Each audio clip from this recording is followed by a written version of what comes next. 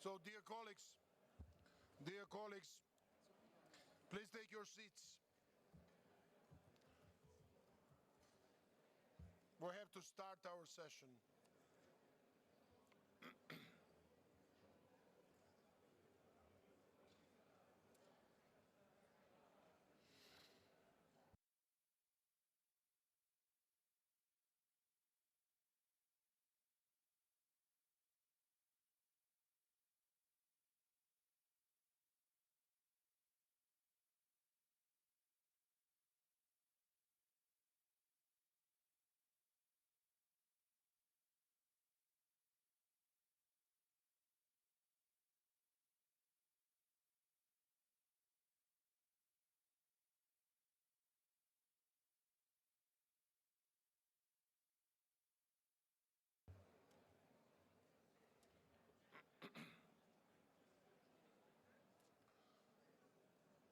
So I think we are ready to start.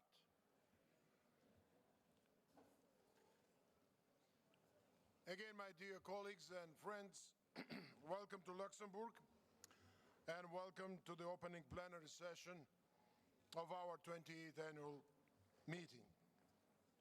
Let me first thank our hosts, of course, who have put together an excellent program. We are grateful to the Chamber of Deputies and Luxembourgish delegation to the OSCPA, and the government of Luxembourg, of course, and the people of Luxembourg, the most important for their hospitality and great commitment to our annual session, which is the biggest event for the OSCE Parliamentary Assembly. Today we are honored to have with us Mr. Fernand Etienne, the President of the Chamber of Deputies, and Mr. Xavier Bettel, Prime Minister of Luxembourg. We've been here with a delegation approximately 2 months ago, and we experienced really the great deal of hospitality from you, great interest to our issues, and your engagement, which resulted in this very important meeting, and it's well done. Thank you very much. We are also joined this afternoon by an old friend of the Parliamentary Assembly, one of the leaders of this assembly before, Congressman Hoyer, and I'd like to use this opportunity to wish him and the rest of our American colleagues a happy Independence Day today.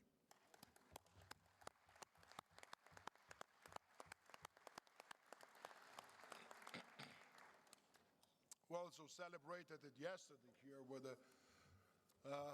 the U.S. ambassador to Luxembourg and international friends and the diplomatic corps. It was an extremely interesting event, and once again, thank you for inviting us. Mr. Hoyer took part in some of the first meetings of our Parliamentary Assembly in the early 90s, and we look forward to him offering a historical perspective of the value of our work and our organization. Now let me first give the floor to the President of the Chamber of Deputies, Mr. Fernand Etienne. Please, the floor is yours, sir.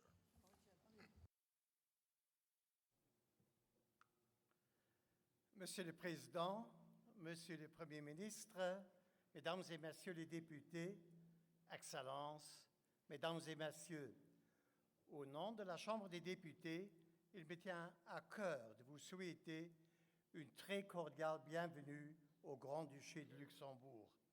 C'est un plaisir et un honneur pour le Parlement luxembourgeois d'accueillir pour la première fois l'Assemblée parlementaire de l'OSCE pour sa session annuelle. Mesdames et Messieurs, nous ne vous offrons pas que des salles, mais aussi notre cœur. Le Luxembourg a dû subir, au fil de son histoire, les méfaits de multiples conflits armés. Notre pays est ainsi bien conscient de la fragilité de la paix. Notre engagement pour l'Europe est né des cendres de la guerre. Notre engagement pour le multilatéralisme, notre engagement pour les organisations internationales. Le Grand-Duché a sa place parmi ceux qui sont résolument orientés vers la promotion de la coopération et du dialogue international. La Chambre des députés est solidaire avec ceux qui connaissent aujourd'hui ce que nous avons connu hier. Au sein de l'OSCE, on sait mieux que quiconque que la paix internationale vaut bien cet engagement. L'histoire de l'OSCE montre qu'avancer dans la direction de la paix n'a jamais été chose aisée. Le dialogue et la coopération au sein de l'Assemblée parlementaire de l'OSCE sont source de paix, promesse de paix, espoir de paix. Il ne peut pas y avoir de sécurité sans dialogue et coopération, pas de démocratie sans sécurité. Notre liberté exige un parlementarisme fort et indépendant, une vue claire sur les enjeux d'avenir pour prévenir aujourd'hui les conflits de demain. C'est la raison pour laquelle la délégation luxembourgeoise a choisi comme thème de la session la problématique du lien entre développement durable et sécurité. Les ressources naturelles, le changement climatique ou encore la pollution sont parfois des facteurs déclencheurs de conflits. Ces conflits existent déjà aujourd'hui. Le partage des ressources naturelles et de l'eau engendre depuis longtemps des situations de contestation et de rivalité. Il n'y a malheureusement pas de doute que de tels conflits sont encore plus nombreux à éclater demain à cause du changement climatique, à cause de la raréfaction des ressources. Et il ne faut pas oublier non plus que les conflits eux-mêmes ont aussi un impact négatif sur l'environnement. Une gestion intelligente des ressources de notre planète est tout aussi indispensable que la sensibilisation de la communauté internationale aux enjeux environnementaux. Le développement durable est aujourd'hui un facteur fondamental de sécurité.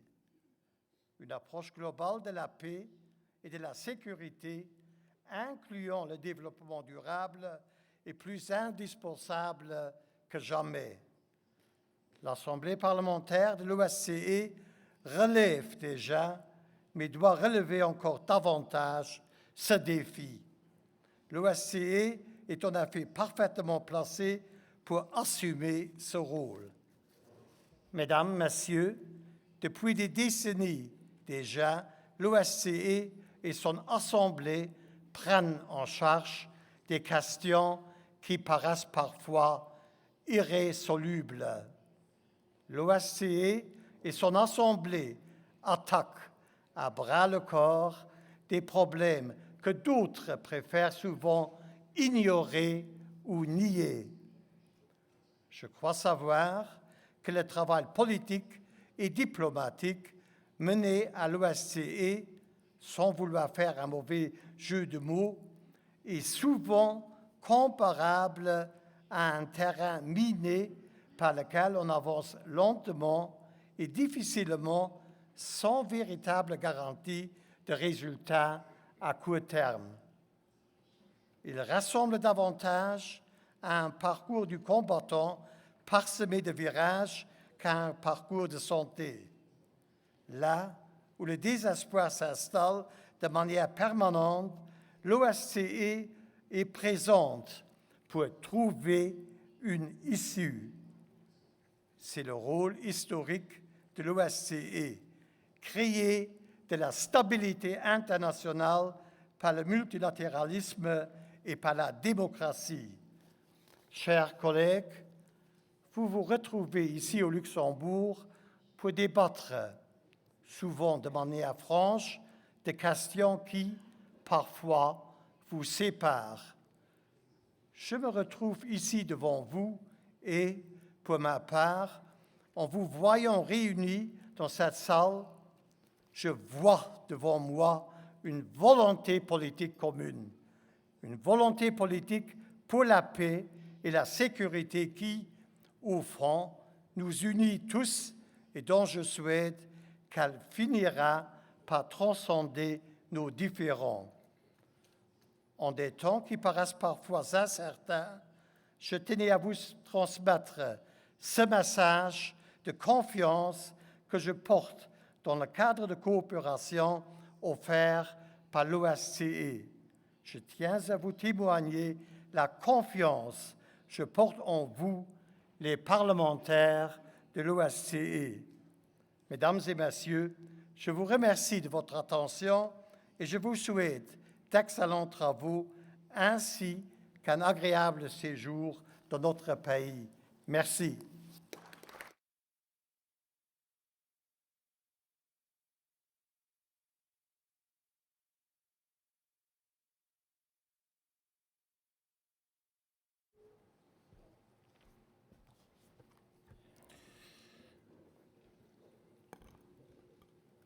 Thank you very much, dear Speaker, for your very kind intervention. And again,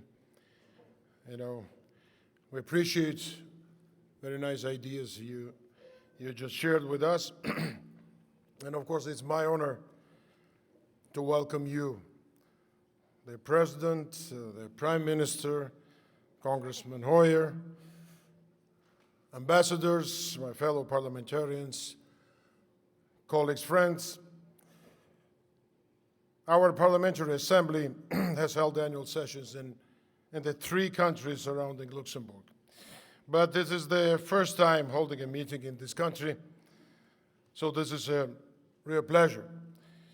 On behalf of the Assembly, I extend heartfelt thanks to our hosts and to the President of the Chamber of Deputies and the Prime Minister again. And of course, he is not in this room, but I would also like to thank His Royal Highness Grand Duke Henri.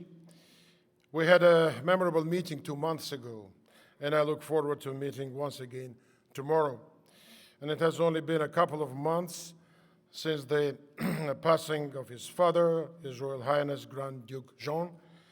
And here, let us extend sincere condolences to all of Luxembourg for this loss. With a population of just over 600,000, this prosperous state reminds us that all countries, big and small, have an equal voice in this organization. With the official languages and half of its residents, foreign residents, Luxembourg also embodies the spirit of internationalism that is at the heart of the OSCE. The theme of this year's session, Advancing Sustainable Development to Promote Security and the Role of Parliaments. This theme reminds us that parliamentarians are in a unique position to promote security, development, democracy, and environmental protection with our countries, as well as to hold other countries to account.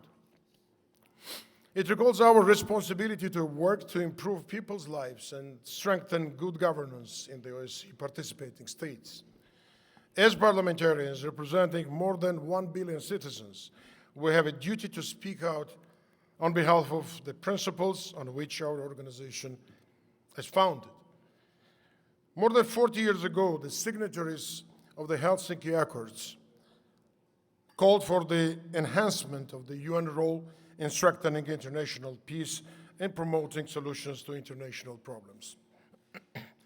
Since then, through the UN system, countries of the world have taken great steps toward addressing common challenges such as arms control, migration, climate change, and combating corruption.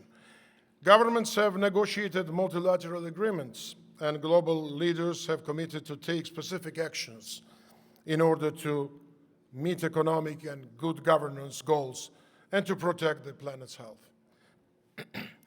Of particular relevance to our annual session are the UN Sustainable Development Goals, which provide an action plan to promote peace and prosperity, providing 17 targets on areas such as economic inequality, innovation, and sustainable consumption. Nearly 20 years ago, standing at the UN rostrum on behalf of the Georgian Parliament, I spoke in favor of this global agenda. The goals, which you all know very well, are founded on 5 pillars: so people, planet, prosperity, peace, and partnerships. All 5 of these priorities are at the core of our organization's major activities. The OSCE is contributing, but we have to do more. We can use the potential of our 57 participating states, our partners, and our field missions to keep the development goals high on our agenda. But unfortunately, too many of our governments set aside some of their responsibilities. We are seeing multilateralism undermined and international agreements violated with impunity. Meanwhile, many of our global challenges grow more entrenched. Tensions rise and new threats emerge. For example, the tense situation regarding Iran, which is not directly related to the OSCE mandate, but which shares a border with several OSCE countries. In this regard, I would highlight the OSCE's model of dialogue and conflict mediation as alternative to military action. While not perfect, the forum provided by the OSCE has long prevented great power conflict and provided a basis for trust building and stability. This is why many academics and policymakers have for years discussed the idea of a Helsinki process for the Middle East. With tensions at an all-time high, the conflict still impacting Syria and other countries of the region, it's perhaps time to give this idea greater consideration. Dear friends, if we hope to make progress in building security and sustainable development, our focus must be on tackling the crisis that already exists. There is still conflict ongoing in eastern Ukraine. The humanitarian burden is huge, and we cannot allow innocent civilians to be hostages to political disagreement any longer. We must step up efforts to create a safe environment for the people in the Donbass. OSCE leaders and our third committee, including also myself and our staff leaders, conducted numerous visits to Ukraine over the past year to promote resolution of the crisis. We are witnessing more aggravated violations of human rights in Georgia's occupied territories. This requires effective international action. The Nagorno-Karabakh conflict also needs more political will to guarantee progress towards peace. This is also necessary for the Transnistrian settlement in Moldova. Without conflict resolution, we cannot achieve progress, also in other areas of sustainable development, such as poverty or the environment. Conflicts and wars are causing economic and environmental disasters, making it unrealistic to fulfill the SDG agenda. We cannot afford to ignore climate change either. Time is running out. We must take decisive action to limit global warming.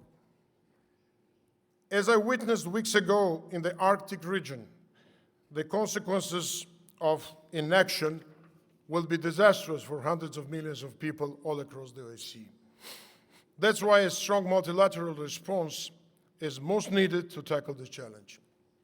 For security and development, we also need a robust commitment of human rights and good governance.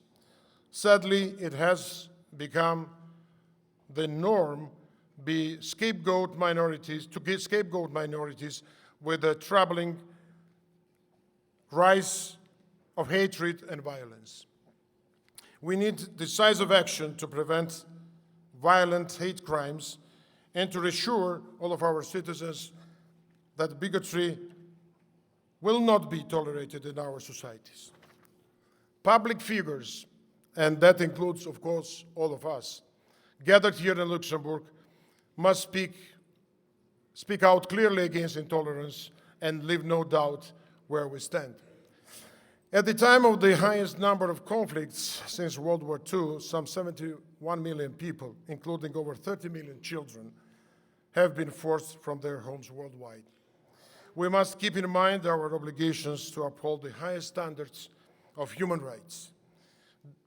My dear friends and colleagues, the Assembly, in our final declaration that will be adopted here in Luxembourg in a few days, they will provide policy guidance of many of these issues and more. Following thorough debates and extensive work in the three general committees, we will vote on this document in plenary session as a reflection of the collective voice of the OSCPA. In our deliberations, we must keep the needs and demands of the citizens in mind as we set the OSCE Parliamentary Assembly agenda for the coming year. Throughout the OSCE area, citizens have organized for action on climate change. In several countries, abuse of power, corruption, democracy, and rule of law have also been grounds for protests. We should view this unrest as a reminder of the need to fulfill promises to our citizens and meet their expectations. As the OSCE's most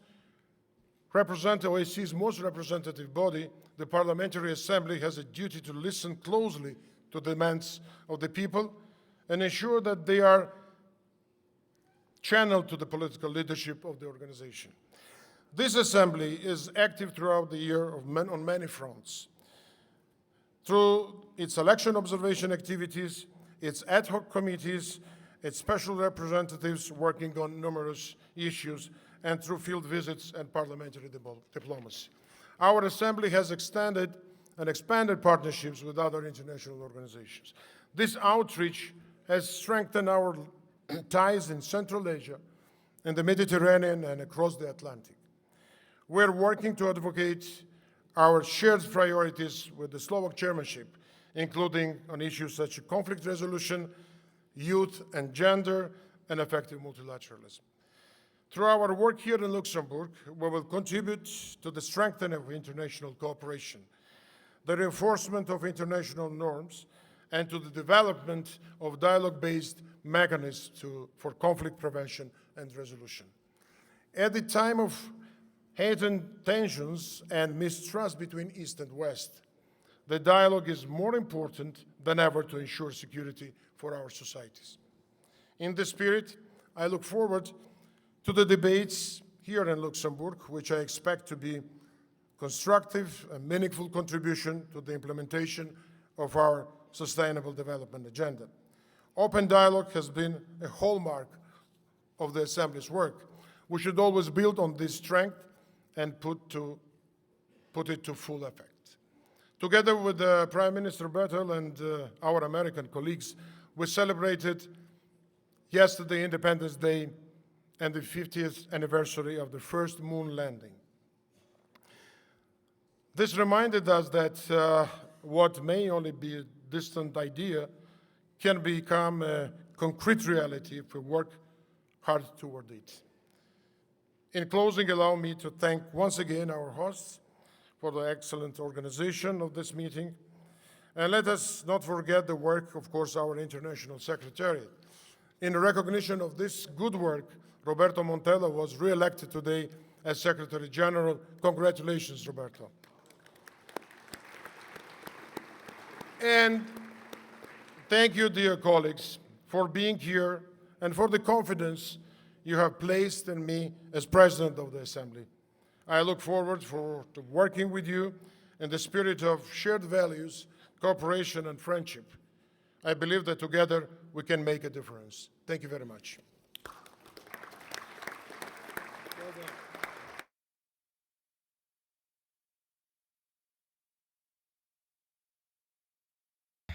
Now it's my pleasure to offer the floor to the Prime Minister of Luxembourg, our good friend, Mr. Xavier Bettel. Please. Hopla. Mr. Chairman, I just would like to start to say thank you because you asked me when I was sitting, can we start? And I have to say, as a member of the government, we have not very much the habit that the President of the Parliament asks us if he can start. We are the humble servitors of all of you, as you know. Now, firstly, I would like to welcome all of you to Luxembourg. Je vous souhaite vraiment la bienvenue au Grand-Duché de Luxembourg, pour ceux qui y sont pour la première fois, pour ceux qui connaissent déjà le Grand-Duché de Luxembourg. Et je dois vous dire, moi-même, j'ai été pendant 13 ans parlementaire, mais je n'ai jamais eu la chance d'être membre de votre assemblée. On me disait toujours que j'étais trop jeune pour y aller. Alors je le dirai la prochaine fois que c'est faux, car je vois aussi qu'il y a un grand nombre de jeunes parlementaires ici dans cette salle et que ce n'est pas un club réservé pour des parlementaires qui ont déjà 30 ans d'expérience. Je crois en la diplomatie parlementaire, Monsieur le Président. Je crois en l'échange. Je crois que de pouvoir se retrouver autour d'une table et de pouvoir échanger avec des origines différentes, des cultures différentes, des religions différentes, fait la force de votre Assemblée.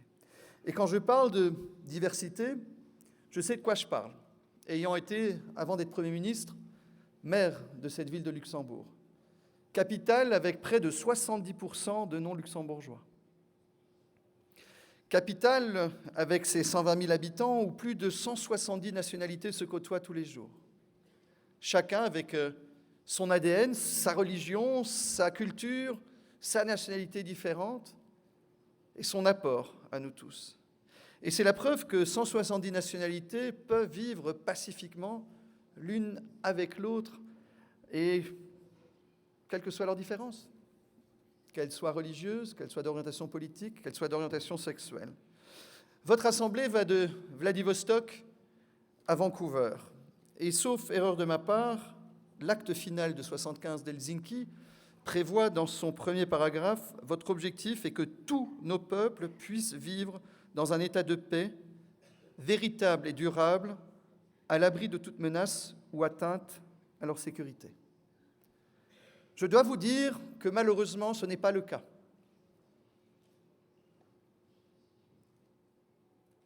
Je sais que ça ne plaît pas à tout le monde de le dire, mais de nos jours, encore sur le continent européen, tout le monde ne peut pas vivre en paix véritable et durable, à l'abri de toute menace et de toute menace ou atteinte à leur sécurité.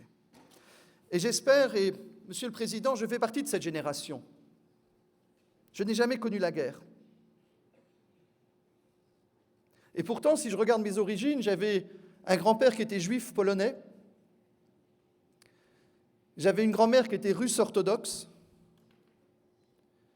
j'avais un grand-père qui était luxembourgeois catholique et une grand-mère qui était française athée.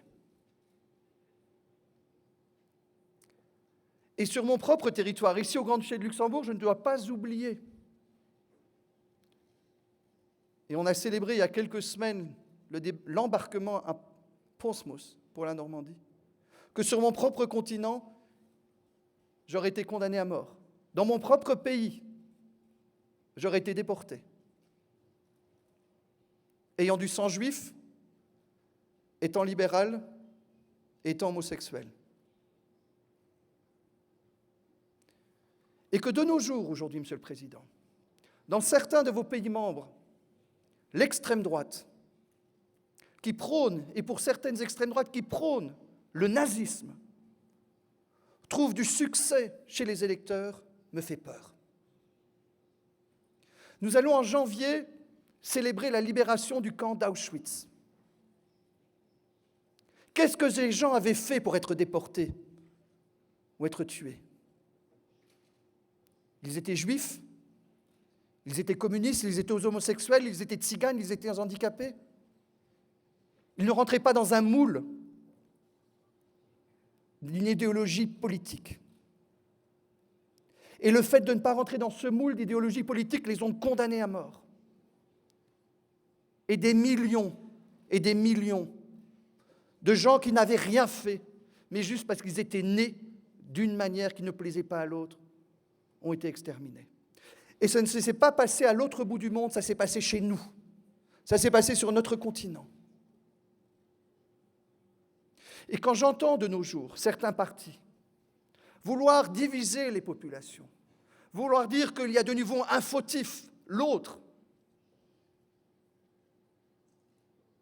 le chômeur, le réfugié, l'homosexuel, le non-catholique, l'autre qu'il n'est pas comme lui, me fait peur. Et je suis fier que lors des élections européennes, et je sais, j'ai eu un conseil européen ce week-end qui a duré plus longtemps que prévu, et je suis content d'avoir pu rentrer au Luxembourg, j'ai été fier des électeurs européens qui ont voté pour des gens qui voulaient continuer ce projet européen, ce projet de paix depuis 1957, sur ce continent sur lequel j'habite. Et quand je dis vivre en paix, aujourd'hui, n'oublions pas qu'en Ukraine, les gens ne sont pas tranquilles. En Ukraine, les gens ne se posent pas la question de savoir s'ils sont en paix ou pas, ils ont peur du lendemain.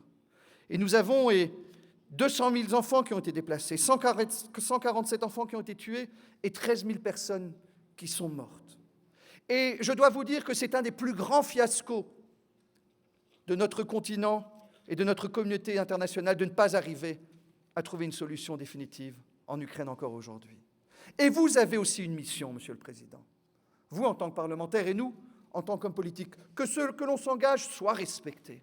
Et arrêtons de parler l'un sur l'autre. Nous avons tous tendance à donner des conférences de presse, à parler l'un sur l'autre, mais de ne pas parler l'un avec l'autre. Et nous avons le format Normandie, nous avons les accords de Minsk. Et nous devons les suivre et nous devons continuer à respecter ces règles. Est-ce qu'il est normal, Monsieur le Président, qu'aujourd'hui encore, au niveau de l'Union européenne, et j'ai eu tout à l'heure une discussion avec un parlementaire, que l'État de droit, la justice, la presse fassent partie du quotidien de pays membres de notre Union européenne qui est basé sur ces valeurs, qui sont pour moi le b.a.-ba de vouloir construire un projet de paix. Et que même au niveau de l'Union européenne, au niveau des pays qui sont membres de notre Union, on se pose des questions et on doit faire des recours pour voir que les règles qui sont la base démocratique ne soient pas respectées par l'un ou par l'autre.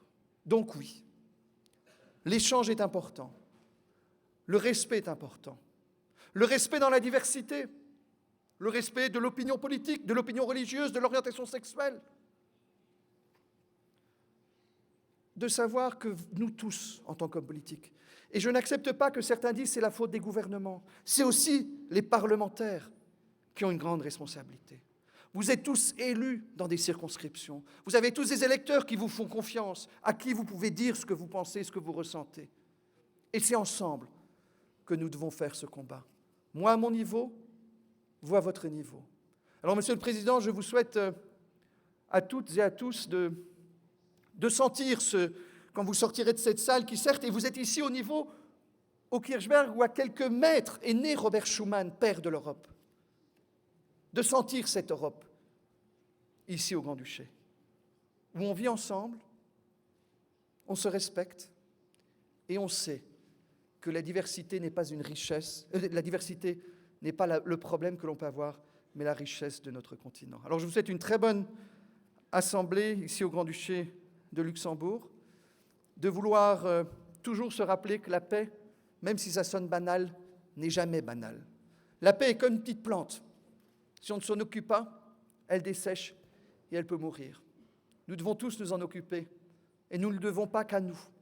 Nous le devons surtout, et Monsieur l'ambassadeur des États-Unis, je vous ai vu tout à l'heure, nous avons fêté Independence Day hier soir ensemble. Il y a des milliers de soldats qui sont venus ici se battre pour ma liberté, alors que la plupart d'entre eux ne savaient même pas comment s'écrivait le Luxembourg et où se trouvait le Luxembourg. Et si vous allez voir, et je vous conseille à tous et à toutes, un jour ça vous change d'aller à Auschwitz et de voir des chambres remplies de cheveux, des chambres remplies de bagages, des chambres remplies de lunettes, des chambres remplies de prothèses. Ces gens avaient tous une histoire, avaient tous une famille. N'oublions jamais notre histoire et surtout, apprenons des erreurs que nous avons tous commises ensemble. Ne le répétons pas. Merci.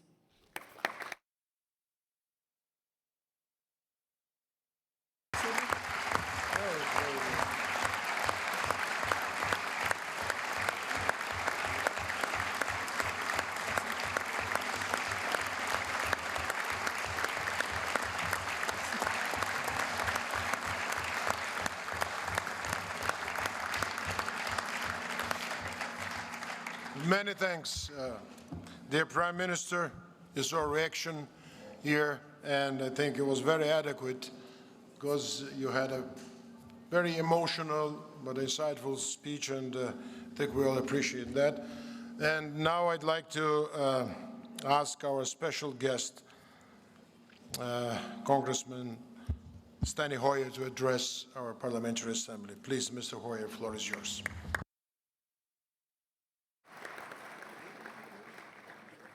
Thank you very much, Mr. President. We have a saying in the U.S. Congress: when somebody speaks before you and you think they said exactly the right thing, you say, "I adopt the remarks of the gentleman who preceded me." Thank you, Mr. Prime Minister.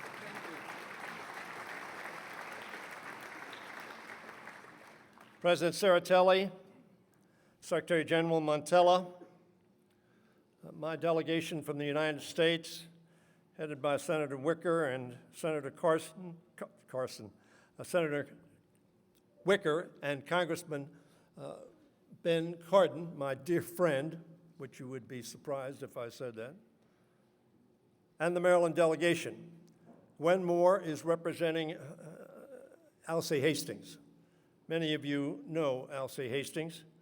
I would call your attention, as I did yesterday, to the fact that Alcee Hastings, who is the former president of the Parliamentary Assembly, is not with us.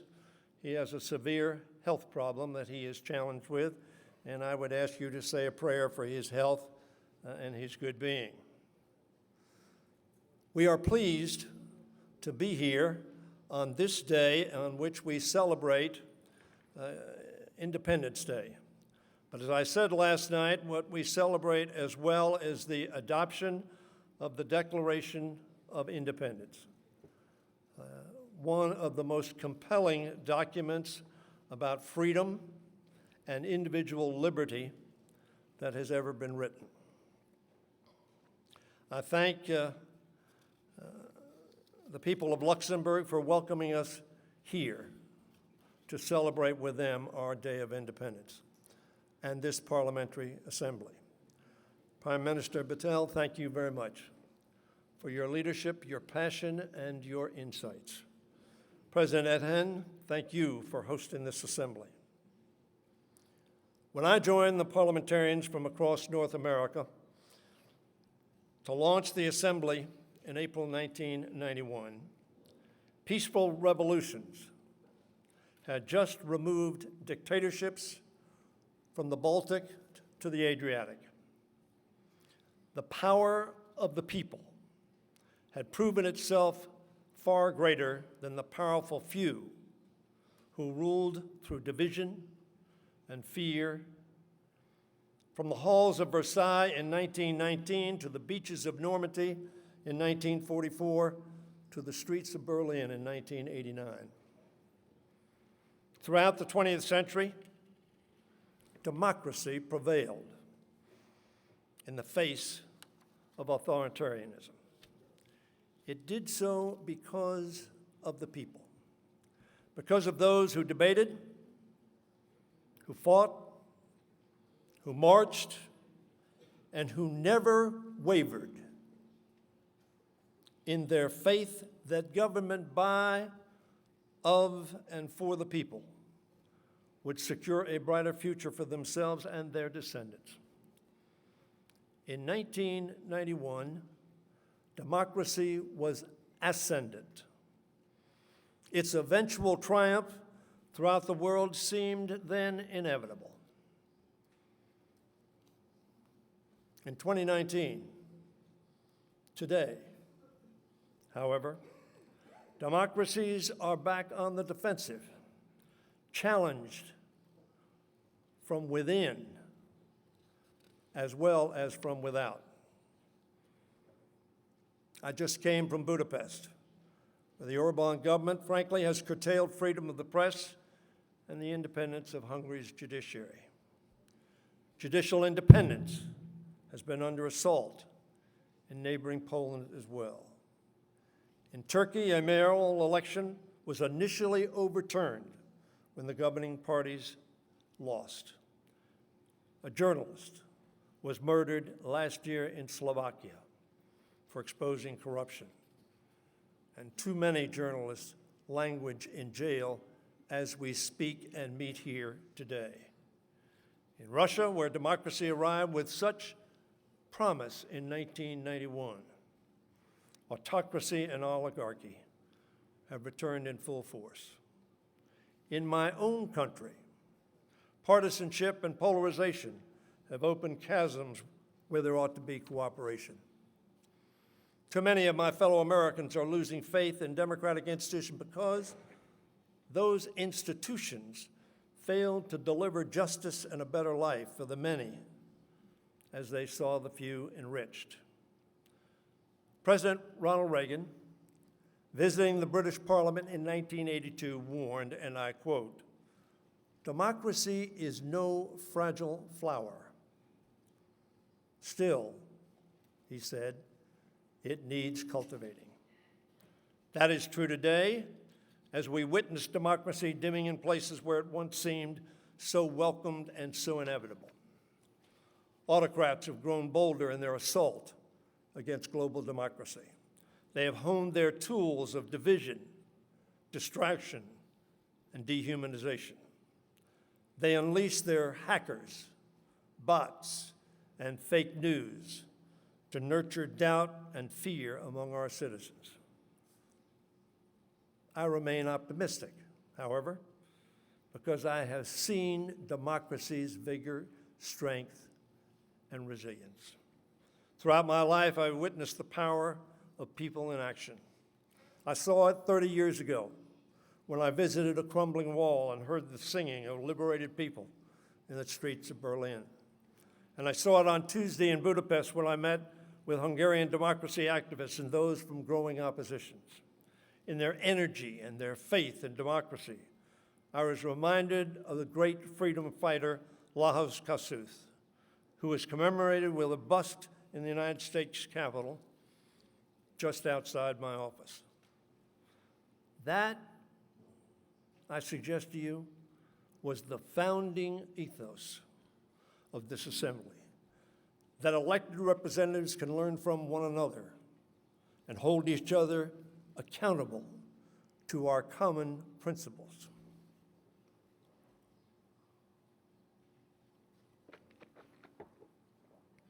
We were building then on the foundation set down in the Helsinki Final Act, signed in August '75, which recognized, and I quote, "the close link between peace and security in Europe and the world as a whole." In it, he spoke of the torch being passed to a new generation, unwilling to witness, and I'm speaking of John Kennedy, unwilling to witness or permit the slow undoing of those human rights to which we are committed today at home and around the world. In 1991, we established this assembly so that we, too, could pursue that defense of human rights here and around the world. The success of this assembly, and indeed the success of democracy, will depend not on what we did in 1991, but what you and I and our delegations and we parliamentarians will do in the days and weeks and months and years ahead. It will depend on whether elected representatives deliver for the people and prove that representative institutions work, or whether government by, of, and for the people will transform into government by one, or and, for the powerful and the few. As the President Emmanuel Macron of France reminded our Congress last year as he spoke to a joint session, he said this: "We, elected officials, all share the responsibility to demonstrate that democracy remains the best answer to the questions and doubts that arise today. The antidote to the forces arrayed against democracy from within and from without is to show that democracy works for our constituents, restoring and preserving their faith in electoral government, create jobs and opportunity, safeguard our environment, build roads and schools, and make health care affordable and accessible to all. And as our declaration said, holding the truth that all of us are created equal is central to our policies. But we cannot do it alone, any of us. The end of the Cold War saw a commitment to strengthen and expand the multilateral institutions that preserve, protect, and defend democracy. America has been proud to stand with our democratic partners in these efforts. And we stand with you today. And we will stand with you tomorrow. In our Congress last April, NATO Secretary General Jens Stoltenberg declared, and I quote, "The strength of a nation is not only measured by the size of its economy or the numbers of its soldiers, but also by the number of its friends." Today, on America's Independence Day, I will visit, as was referenced by the Prime Minister, the hallowed ground where more than 5,000 of my fallen countrymen rest in eternity, less than 2 miles from this hall. They died liberating Europe and Luxembourg from fascism during the Second World War. In the cemetery's chapel, I will stand before an altar inscribed with a passage from the Gospel of John. "I give unto them eternal life, and they shall never perish." It is up to us, fellow colleagues, to ensure that their sacrifice and the sacrifices of so many other citizens from so many countries was not made in vain. That government of the people, by the people, and for the people shall not perish from this earth.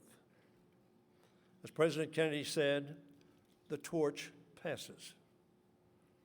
Our time to defend and extend democracy and freedom and justice and human rights is now. This assembly must not fail. The generation to which it will pass the torch of freedom, justice, and democracy depends on us. God bless you, and God bless America, on whose birthday we celebrate. Thank you very much.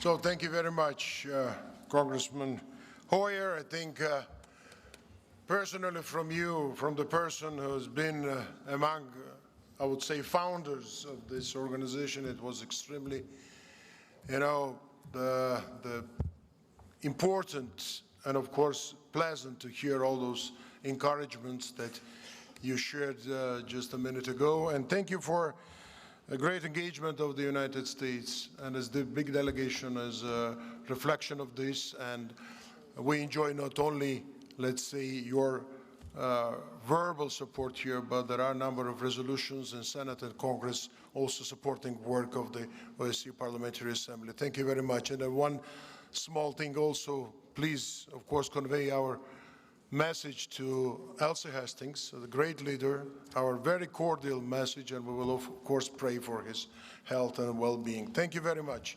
So with this, dear colleagues, we will conclude this part of our session. Please stay in the hall. We will take a short break and come back then to continue our work on supplementary items and all items in our agendas. Thank you to all the speakers, and see you very soon in this hall.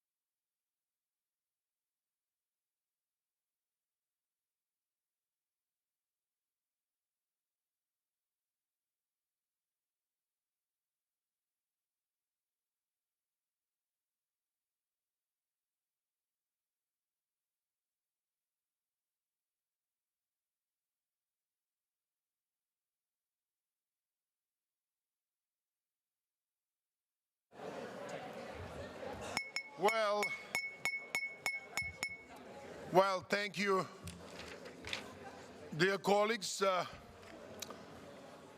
who tried to follow, let's say, our recommendation to be in the hall.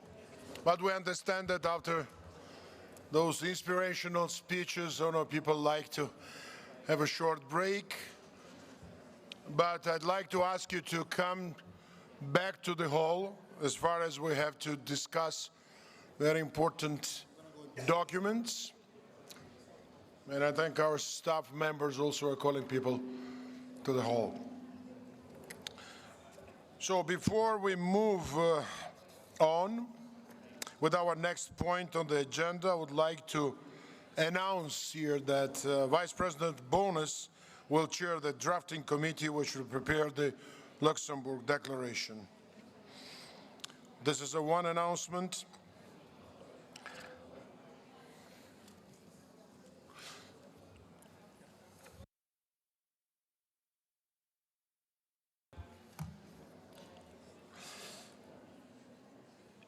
And we have a little change in a sequence of discussing some items here as far as Senator Cardin asked us to do it to his report a little bit early because we noticed that he might leave earlier this assembly meeting, so we can provide and we can offer floor to Senator Cardin for his important report. So we can do it now? I don't know if you want to wait for people to... Maybe we can wait a little bit when people will gather, dear Senator, and then you can start. And what is this?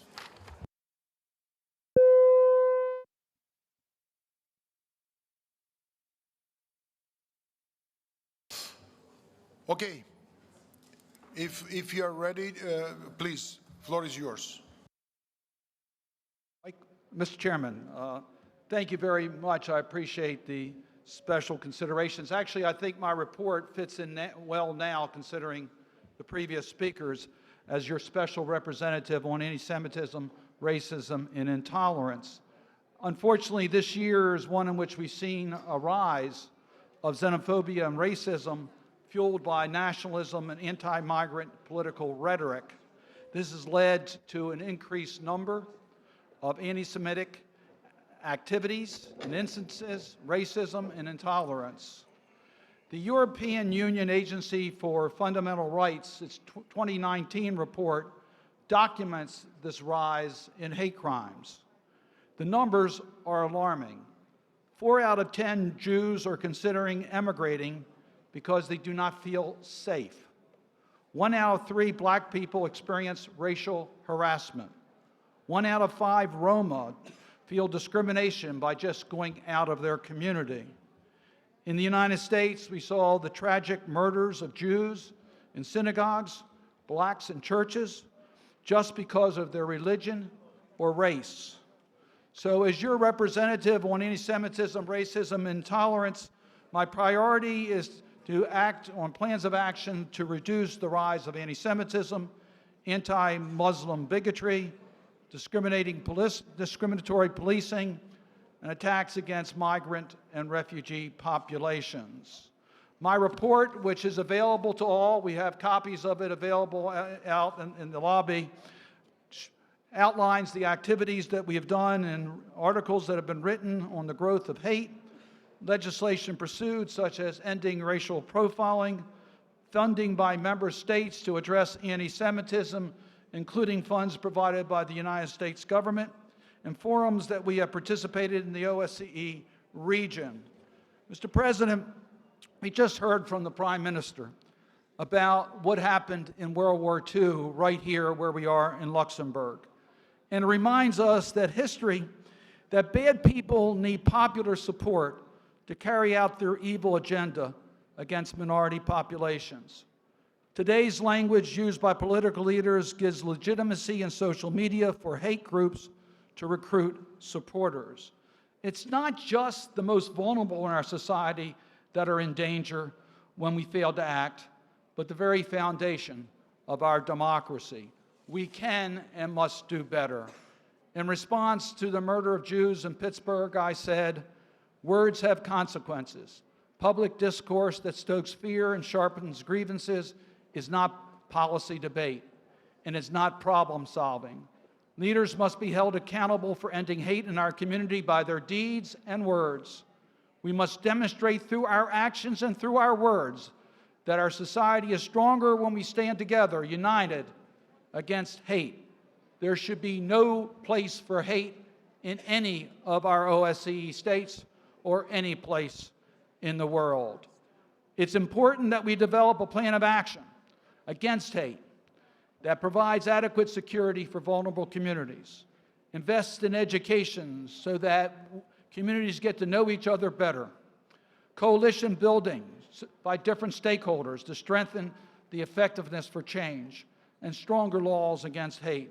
Mr. President, in concluding, let me just invite the members of the Parliamentary Assembly to join me tomorrow at 2:30 p.m., that's July 5th, in Room E, for a side event I am hosting to develop such a plan to deal with the rise in hate, entitled Countering Hate, Lessons from the Past, Leadership for the Future. Once again, it's my honor to represent our Assembly as this special representative, and I encourage everyone to attend tomorrow's meeting.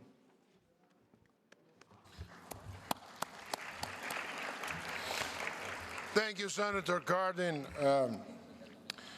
for your very, very active work and always flagging up issues which we should not tolerate. And I absolutely agree with you. Not only words, but action we needed, and you provided many times a good guidelines how to do that. Unfortunately, we see around us that painful cases and the tragic cases that happened in Pittsburgh and with other places.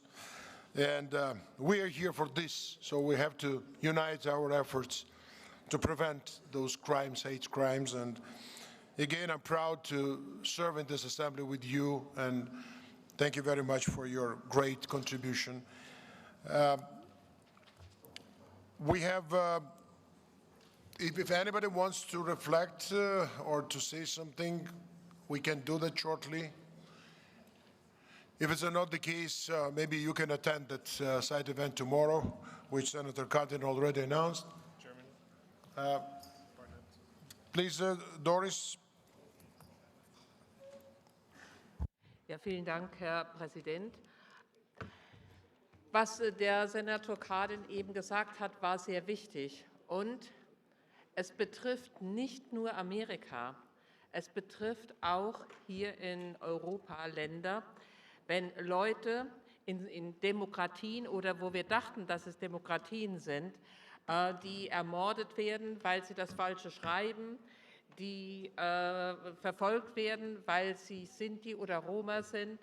Und ich glaube, hier haben wir eine riesige Aufgabe vor uns und wir können hier zusammenarbeiten.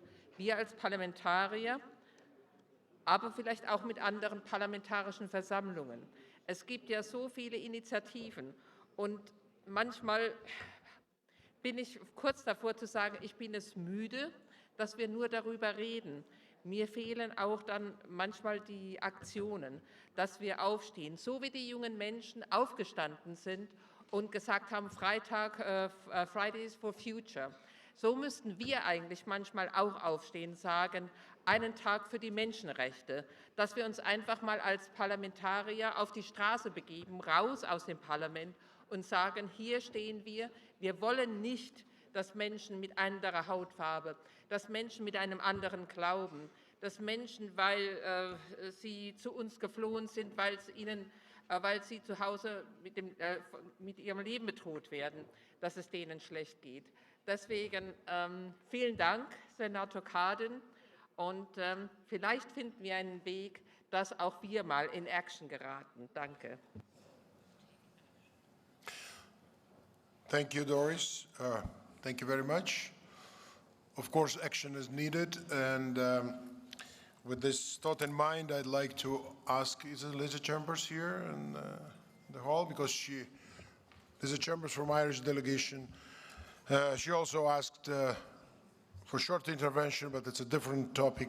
I think it's anti-terrorism. It's another Scrooge. So please, Lisa, floor is yours. Thank you very much, Chairman.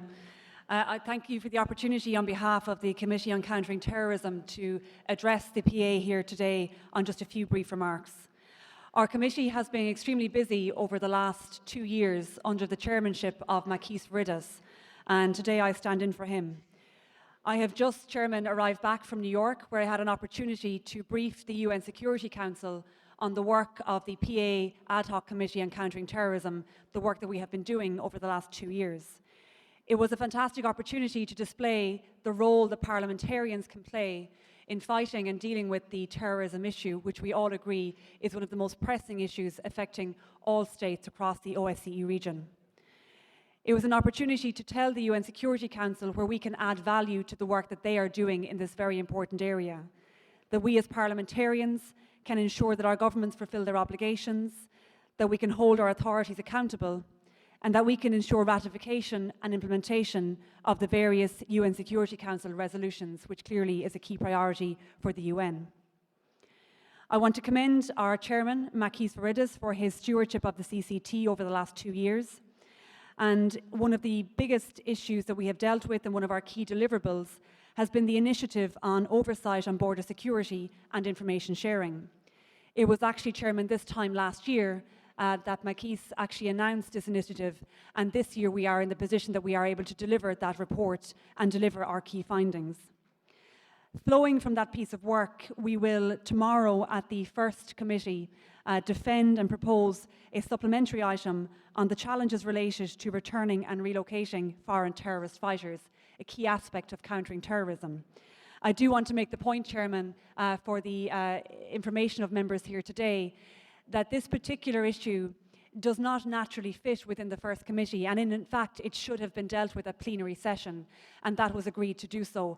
However, the reason that we are moving the SI tomorrow in the first committee is for logistical reasons only, and I do not wish to set a precedent in that regard for future plenary sessions. As I said, the SI for tomorrow spans lots of areas. It will deal with human rights, education, biometrics, data collection. So, Chairman, as you'll see, it does span across all committees and would more naturally fit within the plenary session. I want to also thank Marco Bonabello for his assistance at the UN briefing on Tuesday, and for his assistance to the committee over the last 2 years also, and for all of his work that he and his team have been doing. We are, of course, Chairman, as a committee, the CCT, are looking forward to continuing our work on behalf of the PA on this very important issue, and we look forward to engaging across all parliaments once again on future issues relating to the work of our committee. And once again, to thank you, Chairman, for the opportunity to say a few short words at the plenary here today. Thank you. Thank you very much. Dear Lisa, first of all, thank you for your trip to US, and it's not only a trip, you represented our organization at this very important forum, UN, at the UN, and we all know that your committee is doing a great job. Of course, it's the leadership of Makis Varidis and colleagues in this committee, and we are promoting your work, and it's easy to promote because you are doing very tangible things and very tangible guidelines and all the topics that you mentioned. So unfortunately, Makis is not here. It's because of election cycle in Greece, but we like to express our appreciation for this very good work. And I agree with you at the Standing Committee today. We also briefly touched the issue that we have to refine some rules, and it includes also maybe resolutions from the ad hoc committees, which should be, in my imagination and my understanding, should be treated differently. So you will have possibility to discuss it tomorrow at the committee, as you said, and I think it will be very interesting to hear in more detailed what committee is doing. And thanks to Marco and all the staff. Thanks. Now we can proceed with the consideration of supplementary items.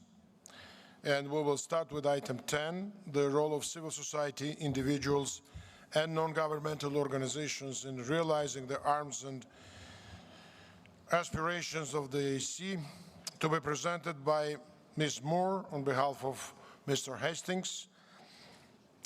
No amendments were tabled to this supplementary item. Ms. Moore, you have the floor. And thank you so much, Mr. President. I am so honored to have been asked to manage this resolution today in the absence of my colleague in the United States Congress and your former OSCE Parliamentary Assembly President, the Honorable Elsie Hastings, who was planning to participate in the annual session but ultimately could not attend. Were he able to be here, it would have been his 17th annual session and his 38th OSCE Parliamentary Assembly meeting, not including his participation on election observation missions or bureau meetings. These statistics reflect well on him as a parliamentarian committed to the concept of comprehensive security.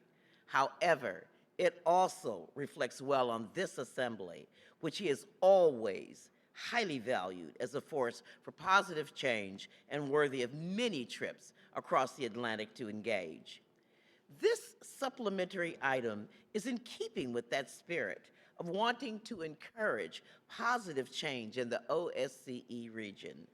The empowerment of our citizens as individual advocates or as part of non-governmental organizations would be a manifestation of that positive change.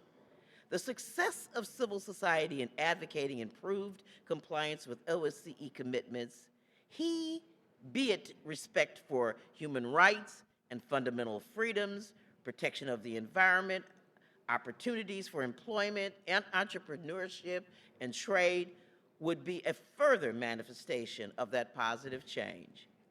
As we advocate these same goals, we must remember, especially as elected parliamentarians, that we represent our constituents. We need to hear their opinions and need their active support of change, if change is going to take place. The history of the OSCE is the very example of the role individuals and NGOs can play in our societies.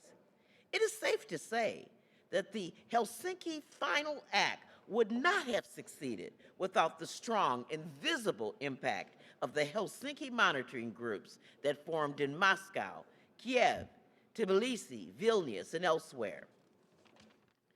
Unfortunately, political leaders in too many of our OSCE states today, including some leaders who were themselves part of civil society earlier in their careers, fail to see the obvious lessons of history or to apply the golden rule of treating others in the same way you would want to be treated in their position. In too many OSCE states, civil society is today vilified, restricted, harassed, and repressed. We could name names, and the United States has a reputation for doing so in the OSCE. It is likely, however, that those participating states most deserving of criticism know exactly who they are. It is also likely that civil society is on the defensive, even in states where openly repressive measures have not been used, but more subtle forms of pressure are in place. Hopefully, we can all embrace this resolution, return to our capitals, and do something to improve the situation.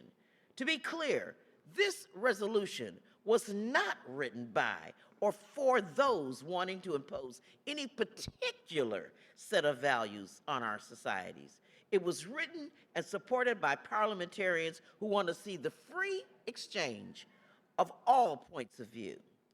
Let me close with one final point about the continued relevance of the OSCE and this assembly, something which Lord Bowness of the United Kingdom delegation has rightfully raised many, many times.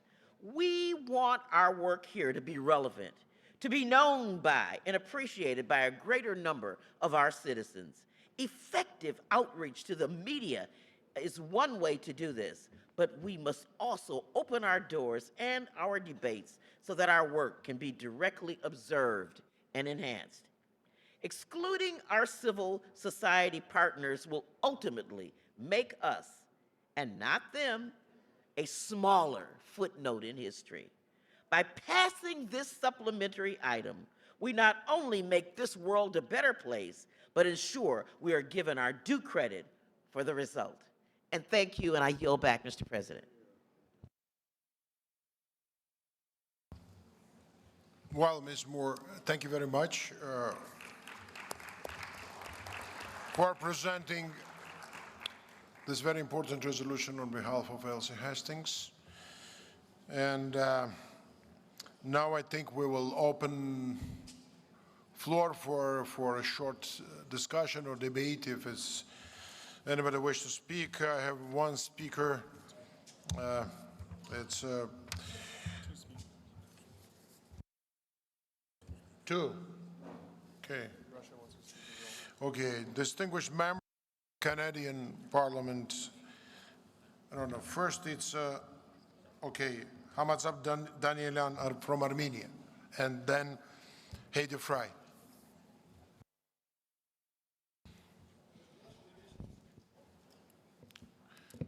Yeah, they raised before you, so you will be after that.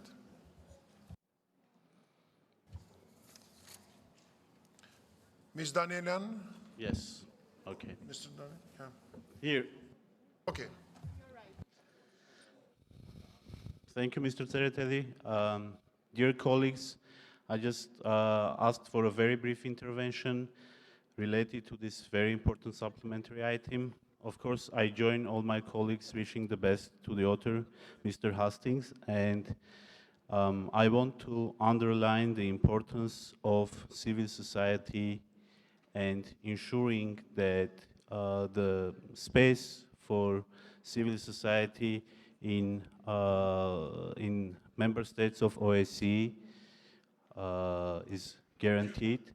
Armenian case is an important for this discussion because the systemic changes, democratic changes that we are witnessing in Armenia that are happening during the last 1 year were also possible due to the fact that we had very vibrant civil society. I myself, to reflect personally, only 6 months ago was not in politics, and it's very important that we create mechanisms where civil society organizations and individuals are engaged in reforms and changes that Armenia is undergoing, and we benefit from this engagement while designing the amendments of such important reforms related to electoral system. In Armenia, there was a committee created that half of the members were representatives of civil society and specialized organizations and experts. And I will not take more of the time, just to reiterate our support for this supplementary item. That's it. Thank you. Thank you very much. Now, Heidi Fry. Thank you. Thank you very much, President. I just wanted to wish Elsie the best recovery that we can possibly give him, and I wanted to support this particular supplementary item. I think we heard today from Congressman Hoyer some very moving and inspirational words. We have seen what has been going on in the OSCE-PA region, and we need to be able to move forward and support democracy, which is a major function of this particular assembly. And one of the things we have talked a lot about is we've looked at free and fair elections. We have looked at the ability for us to be able to find justice. We've looked at freedom of the press. But one of the core principles of democracy is civil society. We've heard about government of the people, by the people, and for the people. We see that there are protests all around this region. People are rising up in large numbers, protesting, speaking out, and it is because they no longer trust the institutions that they have elected. They no longer trust democracy. They believe it's failed them, and I think it's really important, if we support this, that we say very clearly by supporting this, that we believe in the right of civil society to speak out, for freedom of expression, freedom of assembly, without repercussions from governments. That is a core pillar of democracy. And I think that if we do that, we will have opened up in a real way what this OSCE EPA Parliamentary Assembly stands for. And that is the right to be transparent. It is the ultimate in transparency to have civil society listen to us, hold our feet to the fire, and understand how important the work that we're doing here. And so I want to support LC's SI. Thank you, sir. Thank you, dear Heidi. And now Mr. Slutsky, followed by Lord Dubs, United Kingdom. Спасибо, господин Церетели. Мы разделяем важность диалога и взаимодействия государственных структур с гражданским обществом. В то же время мы в России считаем, что предложенный проект требует серьезной доработки. В частности, мы предложили бы снять пункт 24б предложенного проекта. Хотел бы напомнить, что в Хельсинском документе 1992, который регулирует участие в неправительственных организациях в мероприятиях нашей организации, есть единственное ограничение. Цитирую, это поощрение терроризма или применение насилия. Таковые деяния подпадают под уголовное законодательство отдельных стран. Как известно, международно признанного определения терроризма на сегодня не существует. В этой связи данное предложение пункта 24б наделить действующее председательство организации, а не судебные органы стран-участников организации правом определять, кто является террористом, а кто нет, является с нашей точки зрения неприемлемым с точки зрения сегодняшнего международного права, да и в принципе здравого смысла. В заключение я предложил бы также нам подумать над тем, чтобы снять пункт 24С. В нем предлагается сделать заседания нашего постоянного совета абсолютно открытыми, заседания постсовета ОБСЕ. Как известно, эти заседания и сейчас используются, к сожалению, для пропаганды и давления на отдельные страны. Если сделать их абсолютно открытыми с трансляцией в интернете, они ничем не будут, извините, отличаться от ток-шоу. А страны лишатся и без того дозированных, ограниченных возможностей для откровенного конструктивного диалога с коллегами и принятия решений. Я при этом благодарю тех, кто работал над данным докладом, и просил бы внимательно рассмотреть наши два предложения, наши две поправки. Снять пункты 24б и 24С. Спасибо. Well, so next speaker, Lord Dubs, please, floor is yours. Just a push a button. Pushing.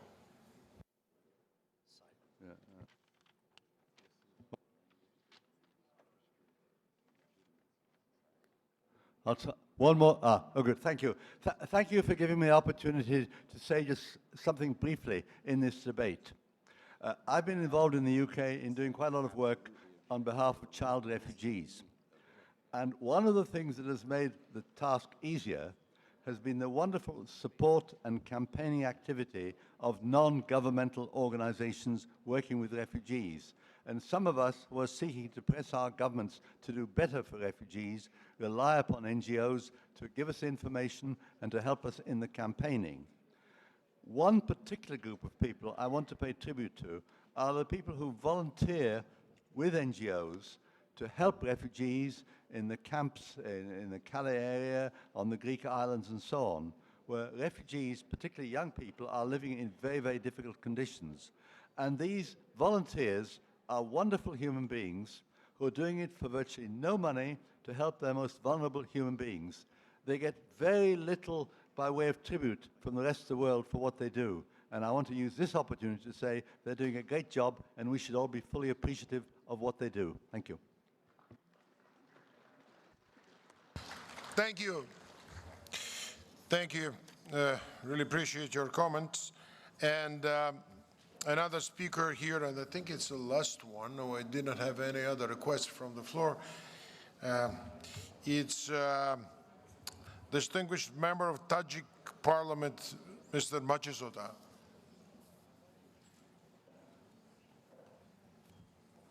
Спасибо, господин Церетели.